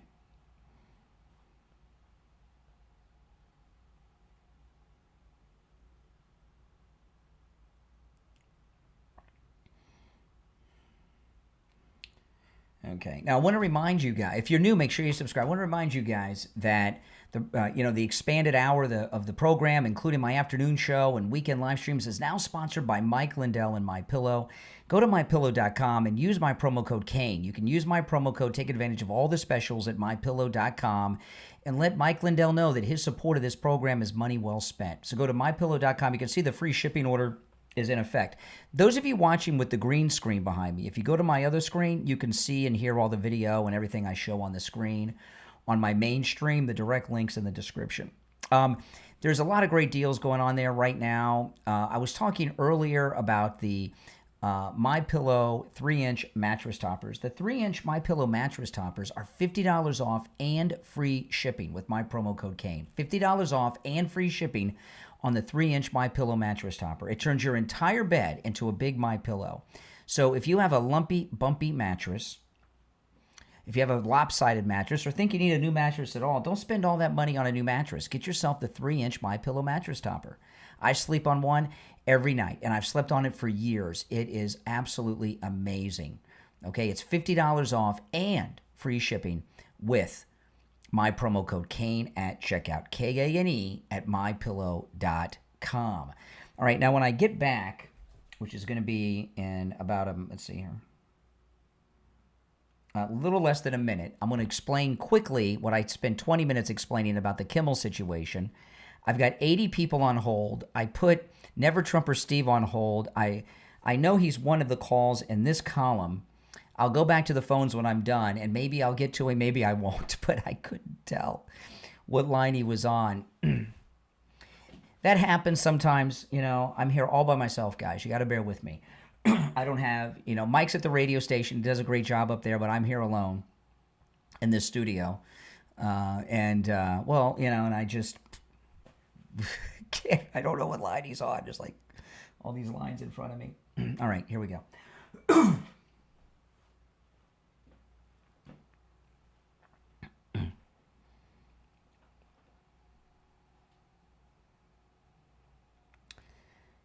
Welcome back, everyone. I'm Brian Craig. You're listening to The Steve Kane Show.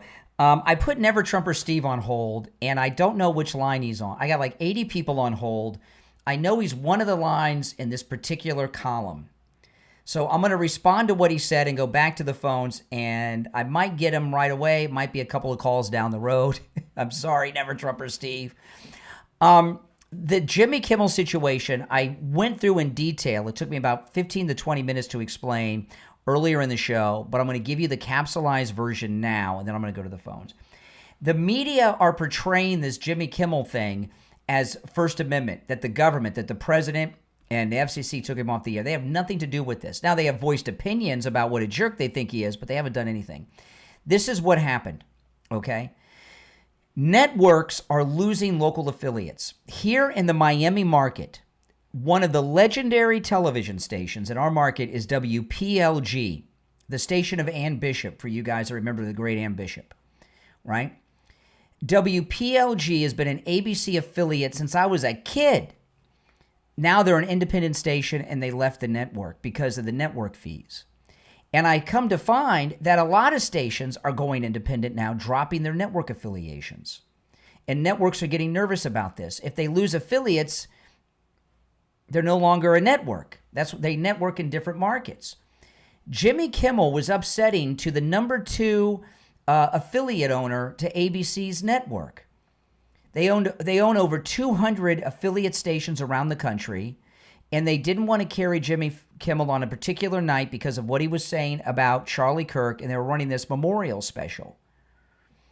And ABC went to him because they're afraid of losing the affiliates, ABC. They're losing affiliates all over the country, like WPLG here in Miami and Fort Lauderdale.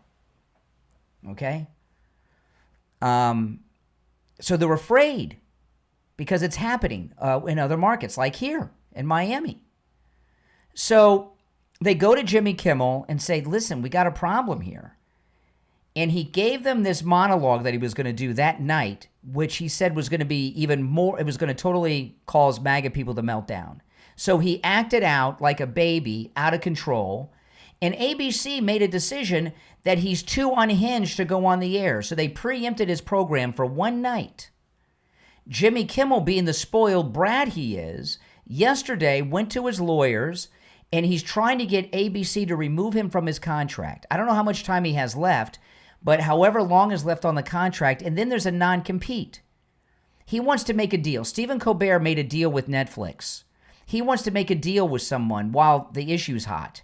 He can't do it because he's under contract with ABC for however many years and a non-compete. He's trying to get himself taken off of ABC. President Trump's not involved. The FCC's not involved. This is just a big fake news story that everyone's promoting. Another thing, Charlie Kirk was killed by this liberal assassin because he didn't like what he had to say about transgender people, right? That's a fact. It's been talked about for a week. What have we heard from the media in the last week? Yeah, it was bad that he did that, but Charlie Kirk was saying things that pissed him off. We've heard nothing but the left blaming Charlie Kirk for his own assassination.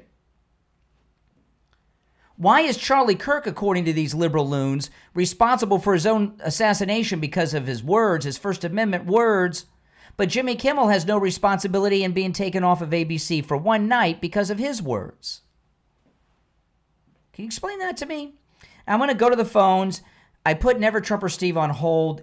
I know he's one of these callers in this line here and this 3-4 thing, column on this section of the phone of the 80 people on hold. So I'm going to go to that column and I might get him. I might not, but we'll see what we can do. It's Open MAGA Mike Friday. You're on the air. What's your name? Where are you calling from? Brian from Deerfield. Oh, hey, Brian. You know what? I tell you, Brian, you look at, there's so much going on. Jimmy Kimmel loses 72% of the 18 to 54 age market. This is a business they're talking about. Who's going to be advertising? Who's going to be buying anything on this TV show? What's he talking about? No one's watching. The problem is no one's watching the show. Where do you? I forgot where you call from. What area are you in? Deerfield Beach. Okay. Deerfield? WPLG left ABC just a couple months ago. Okay, and then and then I found out that a lot of affiliates are leaving the network. And when this company has like 200 and some odd affiliates, ABC is getting nervous. So, because they're like clients. So they go to Jimmy Kimmel and say, hey, we got this big affiliate company. Can you tone it down tonight? He said, F you, here's my monologue. Yeah. MAGA's really going to be pissed now. What are they supposed to do? ABC. Well, isn't he the employee? Yeah, exactly. He doesn't own the network. Brian, I grew up in Miami Beach, and Channel 10 was the local station. I remember Ann Bishop and all the people on the station. Yeah. I always watched that. Watch it again. It's very good. Now that they've gone independent, it's like news all the time. It's very good. I watch it a lot. Well, it's nice, fresh, because they got so stale on these late night shows, and Jimmy Kimmel was at the top of the back. Look at the numbers. I'm surprised he wasn't gone a long time ago. 72%. Yeah, it's a big loss. They gave him every chance in the book. I have a question for you. I thought I heard Trump mention, I don't know where it was in passing, I think it was on the trip to England, that he wanted Bagram Air Base back. Did you hear that? He said they're talking to the Taliban to get it back. Wow. That air base was a crown jewel for multiple Well, the main reasons. thing it was a CIA spy center on China. It's like how many miles from China? Yes. Like 50 miles, 150 miles, something it's close to China. Very, very close. Very close. They could listen to everything way into China. Yeah. But Trump, he kind of drops a hint. Like I remember the Panama Canal. Oh, I think that that belongs to us. And then next thing you know, we got it back. Mm-hmm. I've suggested we're going to get the Bagram Air Force Base, and maybe some of all that hardware we left back there too. The billions. All the hardware, military I don't know about that. That's been so reversed engineered by China now, it's useless. They have all our computers and everything. I mean, that's treason. What happened with that treason? Hey, one more comment. People are knocking President Trump. President Trump, not only did he shut down the southern border, but he also stopped all the child trafficking. And I think I heard last night they recovered 25,000 children. Yeah. From the trafficking rings. Yeah. See, liberals, when liberals don't have anything to say, they start talking about Epstein and pedos like they care about that, Yeah, they could care less about that. Biden lost 300,000, over 300,000 children in this child trafficking, and Trump has been the number one priority to get all these kids back. Yeah. I didn't see Biden getting anybody back. All right, I'm going to say we'll see if the next caller is Never Trumper Steve, who's lost in the Brian. unhold maze. I sorry, Never Trumper. I told you I didn't know what line you were on. Hold on, let me see here. Let's go. All right, you're on the air. What's your name? Where are you calling from? Yeah, you're on the air. All right, well, how are you doing today? I'm doing. How are you? Sounds like doing pretty good. I just had a question. I'm just wondering exactly what do you think that we're all going to be safe with everything that's going on right now in America? Like, do you think that in the next couple of years things will calm down, or do you think that calm down? Things are pretty calm to me, other than the assassination that those Democrats did on Charlie Kirk. But I don't know what you're talking about. Things are pretty calm. I mean, the Democrats are out of control. You're a politician, correct? No. You talk about that stuff though. Yes. The politics. Yeah, I'm just asking somebody who knows. If I'm curious about my safety. Why would you be unsafe? What have you done? Not me. The things that are going on. Well, what's going on? Why would somebody want to harm you? Who are you? For something that I said, they may not believe in it. I doubt anybody. I doubt am people really are that concerned with anything you have to say. You sound like a narcissist. Are you has anybody ever told you you're a narcissist? No, sir. You must not talk to many people. I'm just trying to speak. I'm just trying to learn.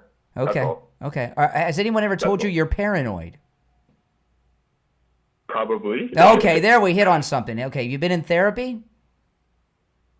Yeah, of course. Shocker. Yeah, I figured. Yeah, for your paranoia. You think people are out to get you? No, that's not true. Okay. Hey, listen, I appreciate the call. Oh, my goodness. You're on the air. What's your name? Where are you calling from? Good morning, Brian. It's JJ from Mass. Hey, JJ, hold on. Let me answer some of these lines. I tell you, poor Never Trumper Steve, I put him on hold. I couldn't tell what line it was. He's lost in the mix. All right, go ahead. Gotcha.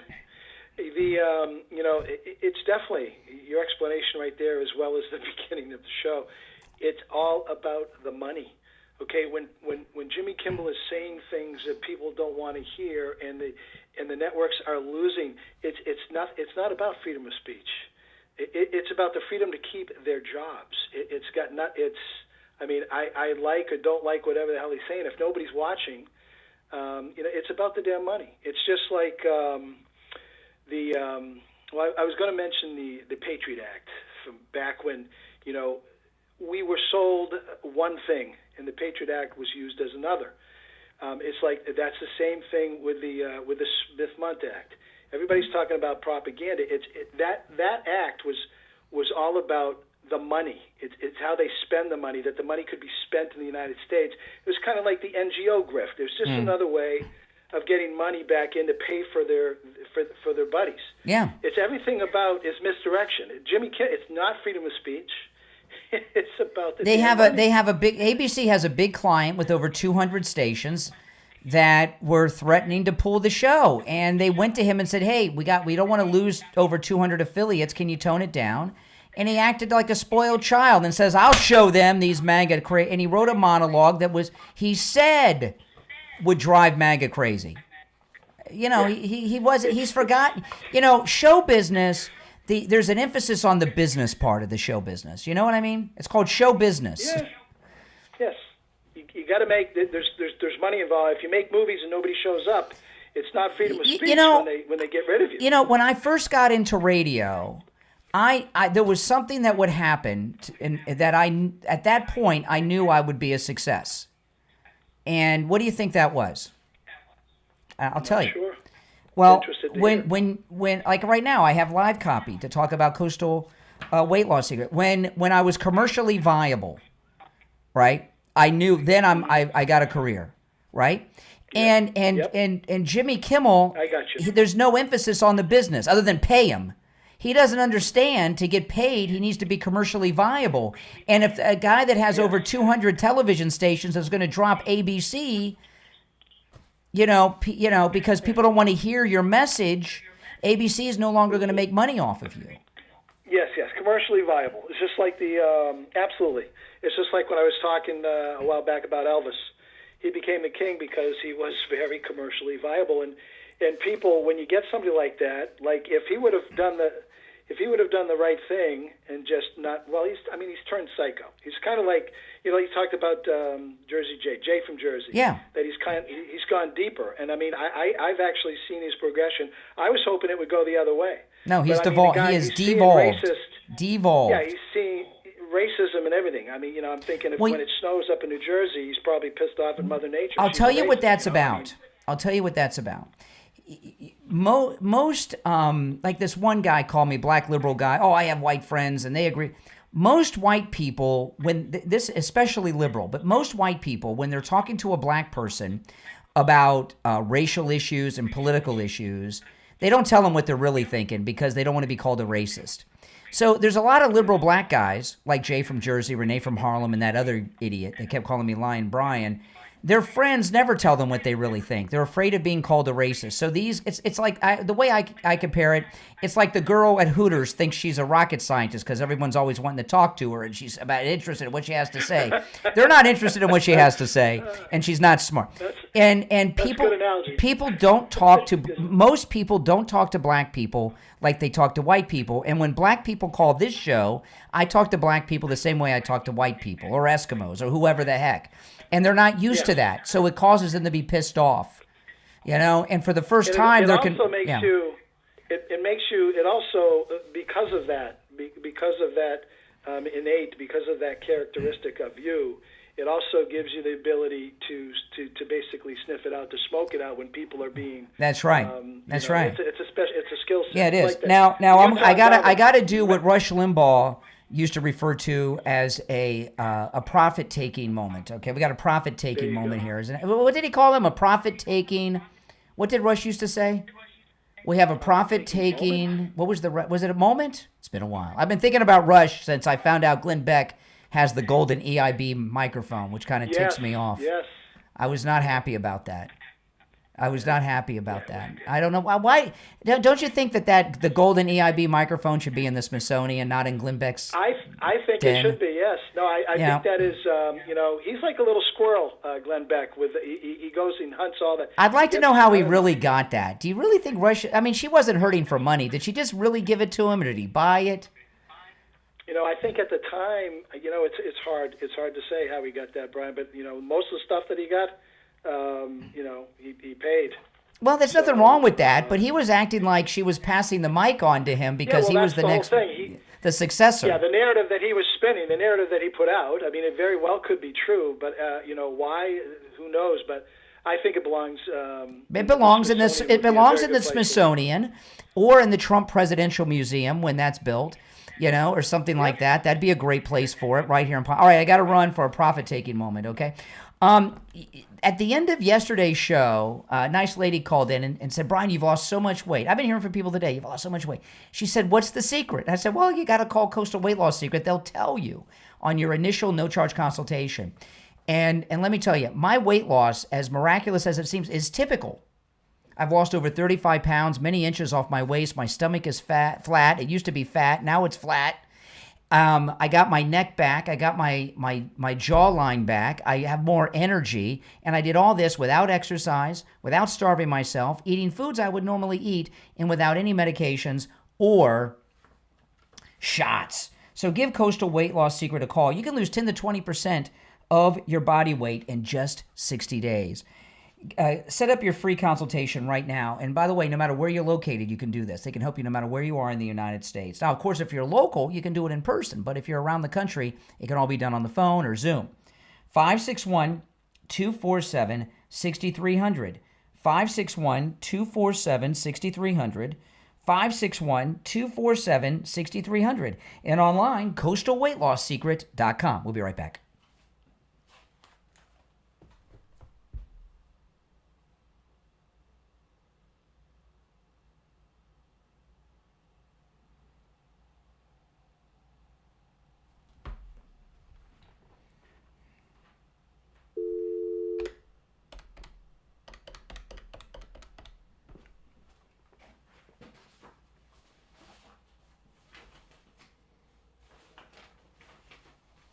Yeah, hold on.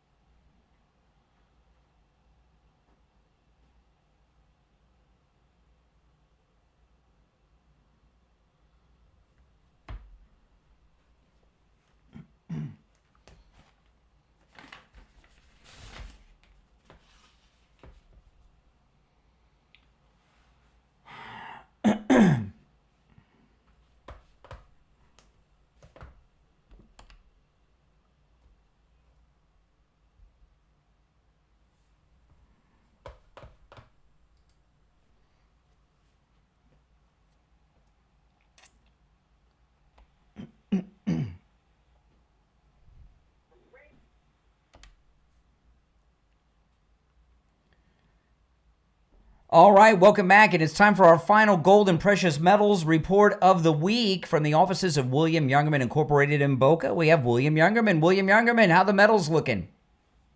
Metals are mixed today, down yesterday a little bit on gold, others that were up. We got gold trading yesterday in a range of $3,631 on the low, all the way up to $3,673, and closing out the day at $3,643.60 the ounce, which was down $15.20, but just a little bit off of our all-time record high of $3,708 this week.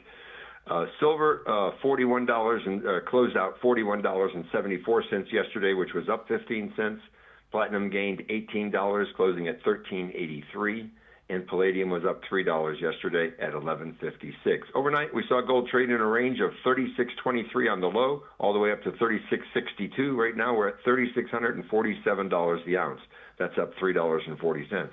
Silver, $42 an ounce, up 26 cents. Platinum up $2 at $1,385 the ounce, and palladium down $26 at $1,130. So gold's holding nicely, well above $3,600 the ounce. Silver around $42. Still record prices for the metals. Yeah, and one thing I highlight a lot with you, William Youngerman, because this is something unique and special and pretty awesome. And if you could tell people briefly about this, you will buy back anything you sell. Can you talk about that? Sure. For almost 60 years now, we've made a two-way market in all of the precious metals. And so whether you're buying or selling, it's as easy as one or the other. You just bring them in and we pay you right on the spot immediately. Or if you're shipping it to us, the money is wired immediately to your account. Yeah. And it's very easy, both buying and selling. And anything we sell, we guarantee to buy back. And, of course, any precious metals we will buy. Yeah, and, that's important because, you're buying them.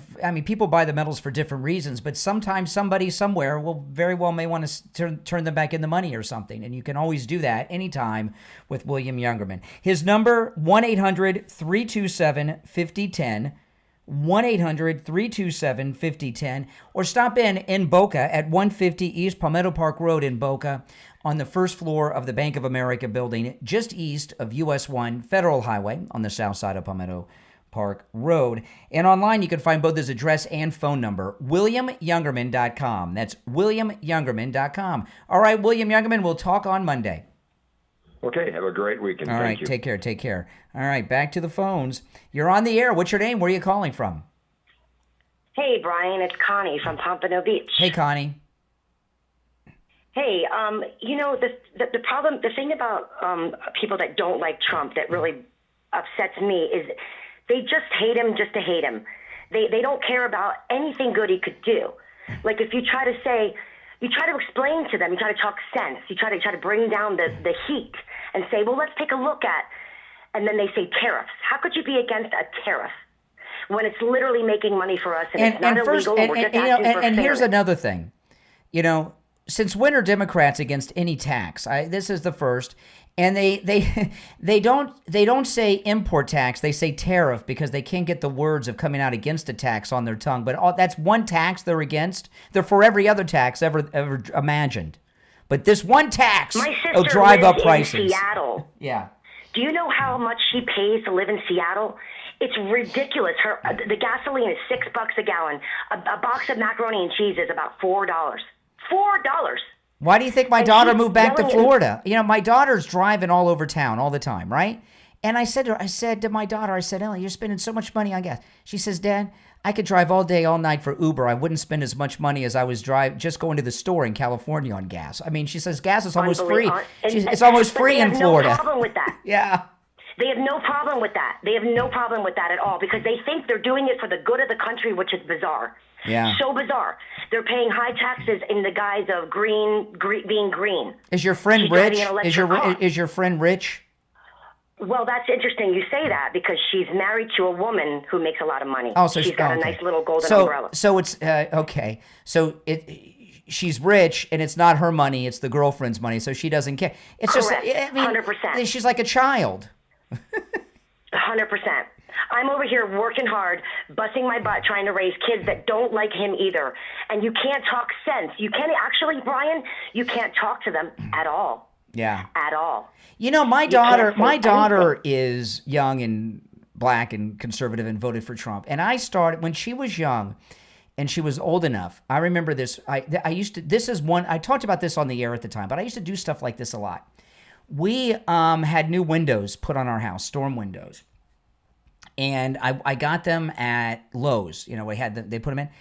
And I had to buy a bunch of stuff. And I was explaining to her, every time I spend $100, I got to pay the government $6 for the sales tax. And I would do things like this. And I remember she's like, my daughter, she was 5. She says, it's almost like we're slaves for the government, Daddy. I said, that's right. It's true. And now she's a grown woman who's MAGA and votes Republican. But my kids understand, this is the disconnect. Okay, here's the thing. I did raise them like this. They did understand. We were super close when they were little. Something got them. They got bit. It's like a virus or a poison. They were poisoned. And the only poison is Trump. Trump is the poison. They hate him. They don't care what he does. He said I could cure cancer and you guys would be mad at me. That's right. Hate him. Anything that comes from him, anything that he says or does cannot be good. And they didn't care about Epstein at all. At all. Yeah. For all these years, all the stories that would come out, now they all care. Yeah, I know. It's bizarre. It's literally it's a poison. They've been poisoned, and you can't talk to them anymore. It sounds like they got some liberal teacher in liberal Broward County, is what it sounds like to me. I mean, I guess. I don't know where it came from. They went to a charter school. They were sensible, normal people for a long time. Charter school, and now they're super sensitive. Yeah. Listen, I gotta run, but call me again. We're just short on time. All right, take care. If you're on hold, stand by. I want to talk about Jupiter Joe Thomas, and he's going to be in studio with us one day next week.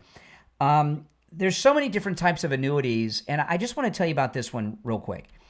You know, there's nothing that causes financial troubles more for a family, especially in retirement, than when the husband or the wife have health issues. When you have health issues, no matter what, it's a financial hit, and it's expensive.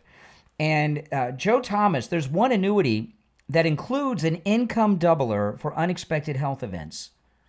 And that could be for one, because you've got an annuity and you're married, you and your spouse are both on the annuity. So it doesn't have to be both of you, just one of you. And you get that income doubler. So if you're getting $2,000 a month on your annuity, it doubles to $4,000. Who can't use that, especially when one of you have gotten ill and you need some extra help or you're spending extra money. Give Joe Thomas a call. He offers free phone consultations. And he'll put together after that consult. By the way, it can be an in-person consult. He offers free consultations that can be in person, on Zoom, on the phone, depending on where you're located. And he'll put together a custom proposal for you. Tell him about your situation. Right? Your goals, everything. He knows what to ask. I don't. He'll put together a custom proposal just for you based on your situation and your goals. Here's his number, 561-743-0999. 561-743-0999. That's 561-743-0999. If you missed it, just go to his website, jupiterjoe.com, and pick it up there. All right, back to the phones we go. You're on the air. What's your name? Where are you calling from? How you doing? Chris from Coral Springs. Hey, Chris. How you doing? I just want to say blessings to all my brothers and sisters. Charlie Kirk, his slaughtering will not be in vain. We will never forget. Yes. It is on us to keep him in our memories. He was a prime example of what a true Christian is. Indeed. A lot of us turn away other people from the church because of how we are so prejudiced and whatnot. And we must understand that if you are in Christ, you are grafted onto the tree of Israel. We must stand for each other. All right? That's all I wanted to say, and I love you guys, and just have a great day. All right, take care. All right, good call, good way to end the day. You're on the air. What's your name? Where are you calling from? Bob from Jupiter. Hey, I got to congratulate you, Brian. You're one of the very few people on media that wasn't Charlie Kirk's very bestie friend. Well, I knew him barely, but he. But I mean, everybody. Everybody was his best friend. Yeah. Everybody was his best friend. Yeah, I know. And they might have met him once or in passing or something, but you didn't latch I on met to him that, once. and I met him once. That was it. For like.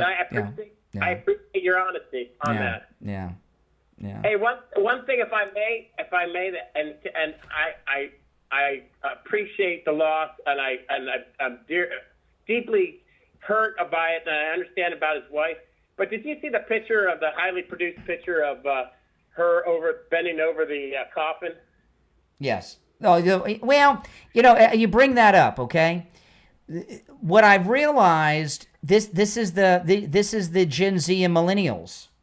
Because when that's just that generation. That's how they are.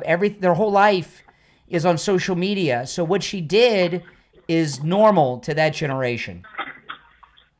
I guess it's just to me. It's not, I realize it might be a cultural thing or whatever. Or maybe in that.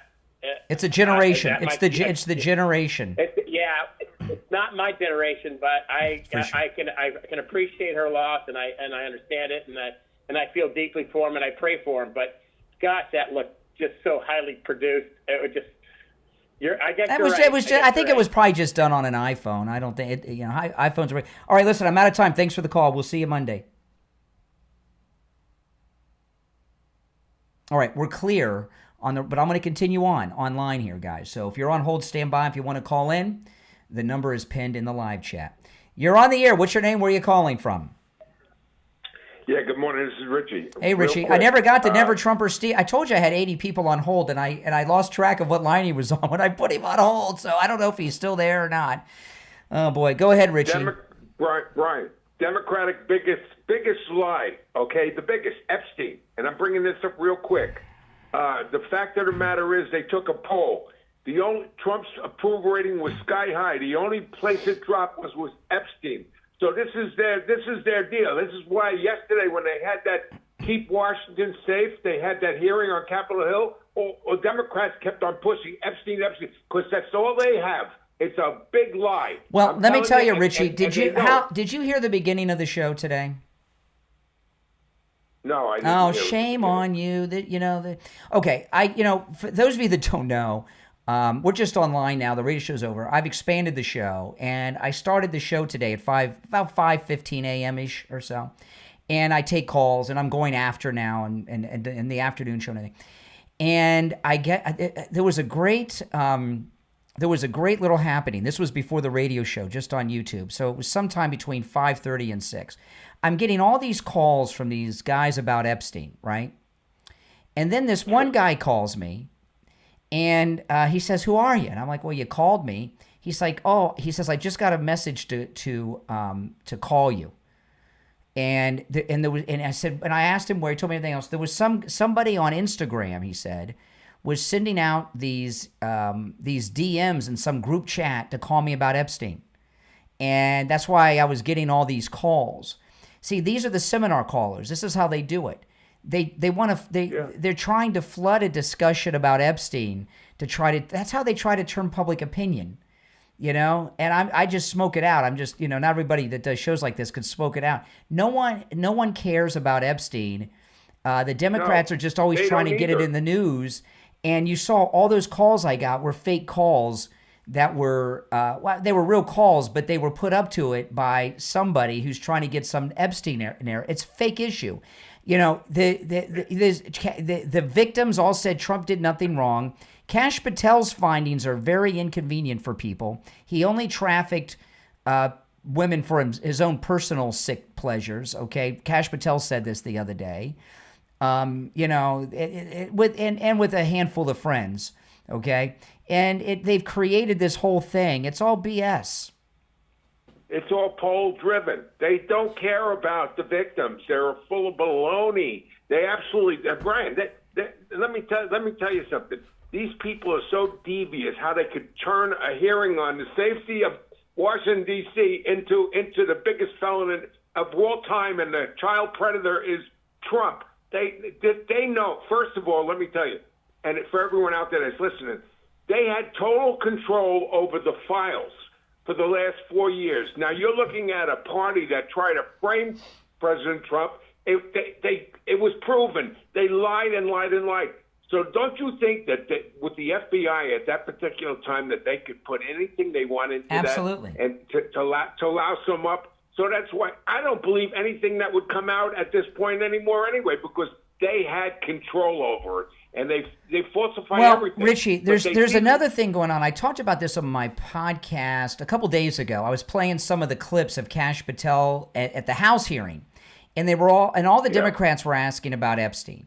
The reason, the Epstein story died off a few weeks ago, and it came back. The reason it came back, see, like this person that had people calling me about it early in the show. The reason it came back, the president was just in the UK.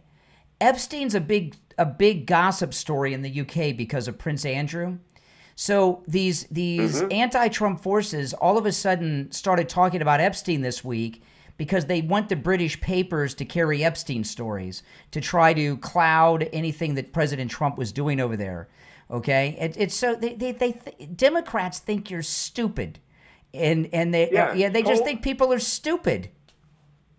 This is all poll-driven. They have no issue that they've won on for the last 3 years. So the when you say poll-driven, I don't know who's polling well on about Epstein. I watched the PDD Patrick Bet-David podcast about a week ago. They showed Trump's approval ratings according to a major poll. It was one of the big polls. And he was sky high up until the Epstein story. Yeah. And then he flatlined. Yeah. So they're driving this poll-driven crap because they say that's all they have. They don't have anything. By the way, I'm gonna throw this out. I should do it on the radio. If anybody knows Patrick Bet-David, can you tell him to have me on his show? I'd love that publicity bump. I'm in the same town as Patrick Bet-David. I could almost walk to his studio. So if anybody knows Patrick Bet-David, put in a word for me. But you'd be good on that. I know I'm not as famous as the people he normally has in there, but I wouldn't mind signing the locker. I mean, it'd be kind of cool. I'm interested in him. I do. There's not a lot of other people I pay attention to. I'll tell you who I listen to. I do listen to Patrick Bet-David on occasion, once or twice a week, like this thing with Eric Bolling this week. If there's somebody on there I'm interested in, I'll like, and I listen to a handful of people.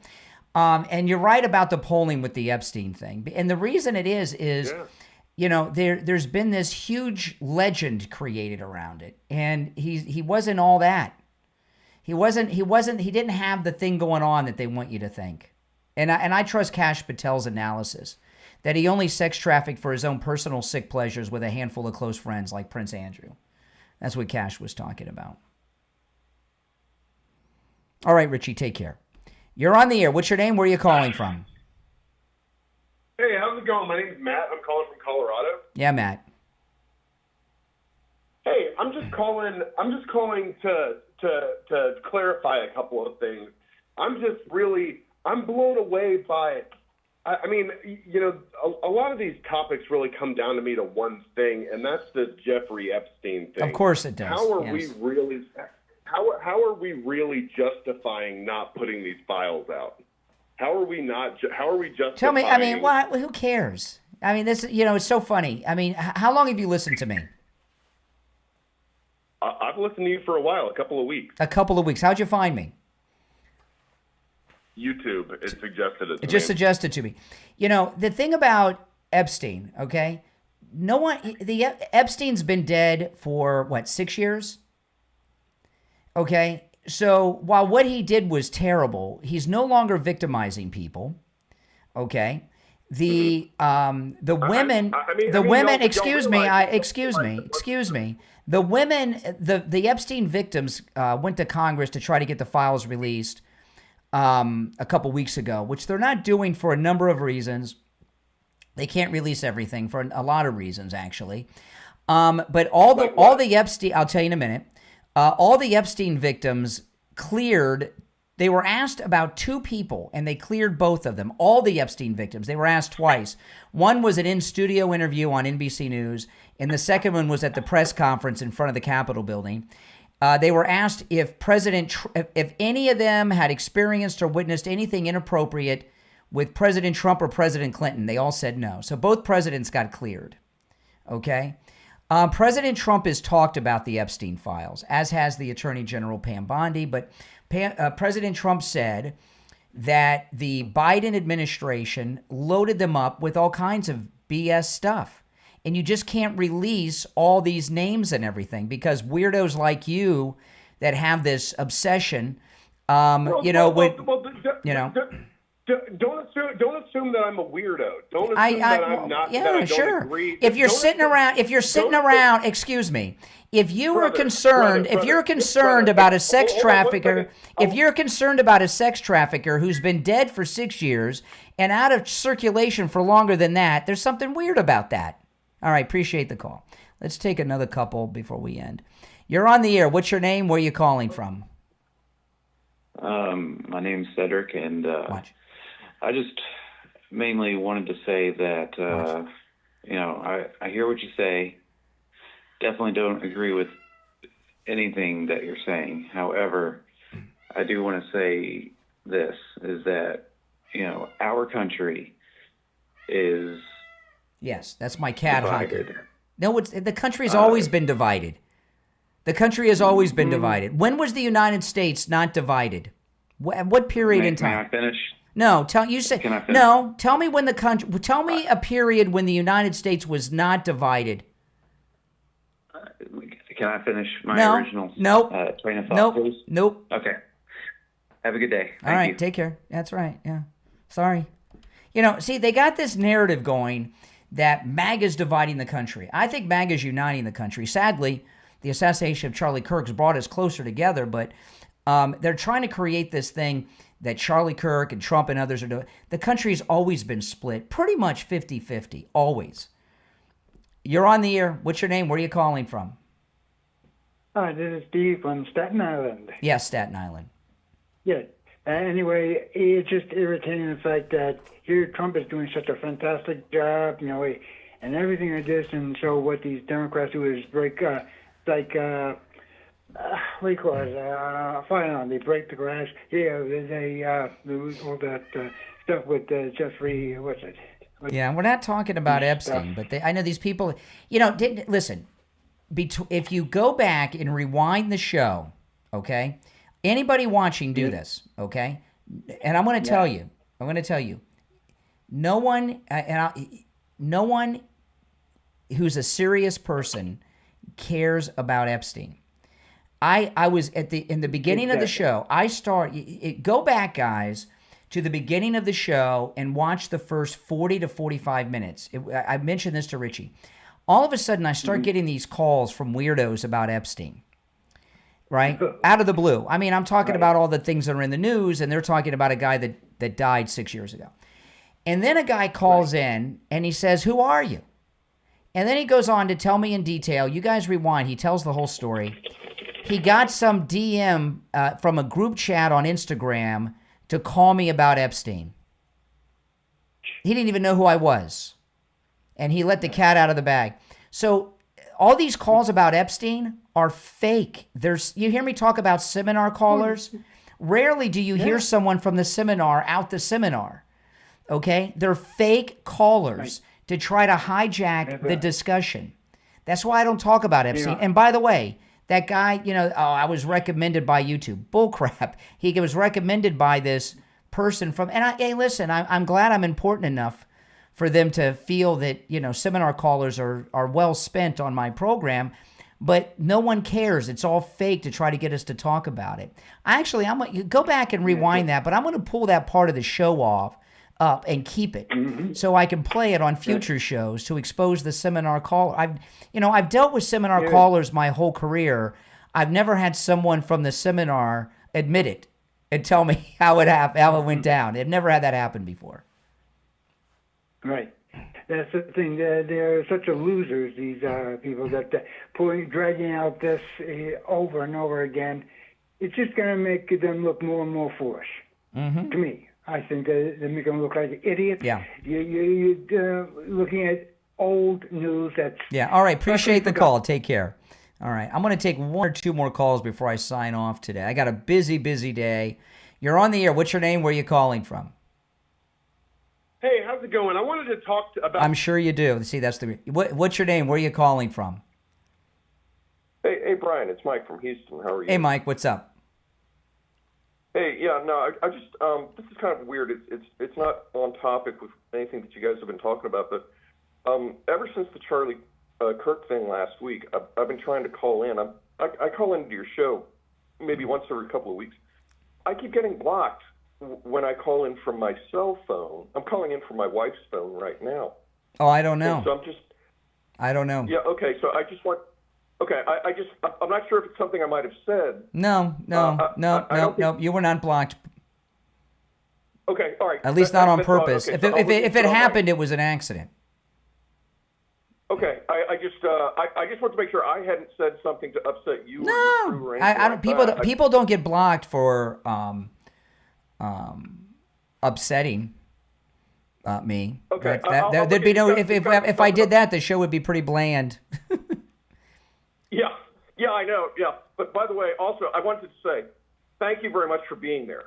Just like when President Trump was shot, the first person I turned to, your show, but just the sanity, the perspective, and the information you were putting out there, it helps a lot. I mean, back in the day, I think I would have turned on 30 years ago, I would have turned on NBC or something like that. When something of that kind of magnitude happens now, I go straight to you. So thank you for being there. Well, thank you. I said, I'll look into see what's going on my end. Yeah, okay, take care. Thanks, I'll tell you if you let me put you on hold, and when I sign off, I will get your phone number and I'll check and see if you're blocked. Okay, thank you, Brian. So I'm going to put you on. appreciate So I'll put you on hold. Okay. Well, listen, everyone. I want to remind you all that all of this extra programming I'm doing, the extra hour to the morning show, continuing the show during the commercial breaks as I do, my afternoon and weekend shows are all brought to you by Mike Lindell and MyPillow. So it's important for you to go to MyPillow.com and use my promo code KANE at checkout, KANE at MyPillow.com, and let Mike Lindell know that his support is well worth it. Okay, and that'll do it. If you go and buy anything there and use the promo code KANE, Mike Lindell will know it came from me. Okay? All right, guys, I will see you next time. Thanks for watching. If you're new, make sure you subscribe, and welcome to the program. My name's Brian Craig. This is where MAGA comes to talk. I'll talk to you next time.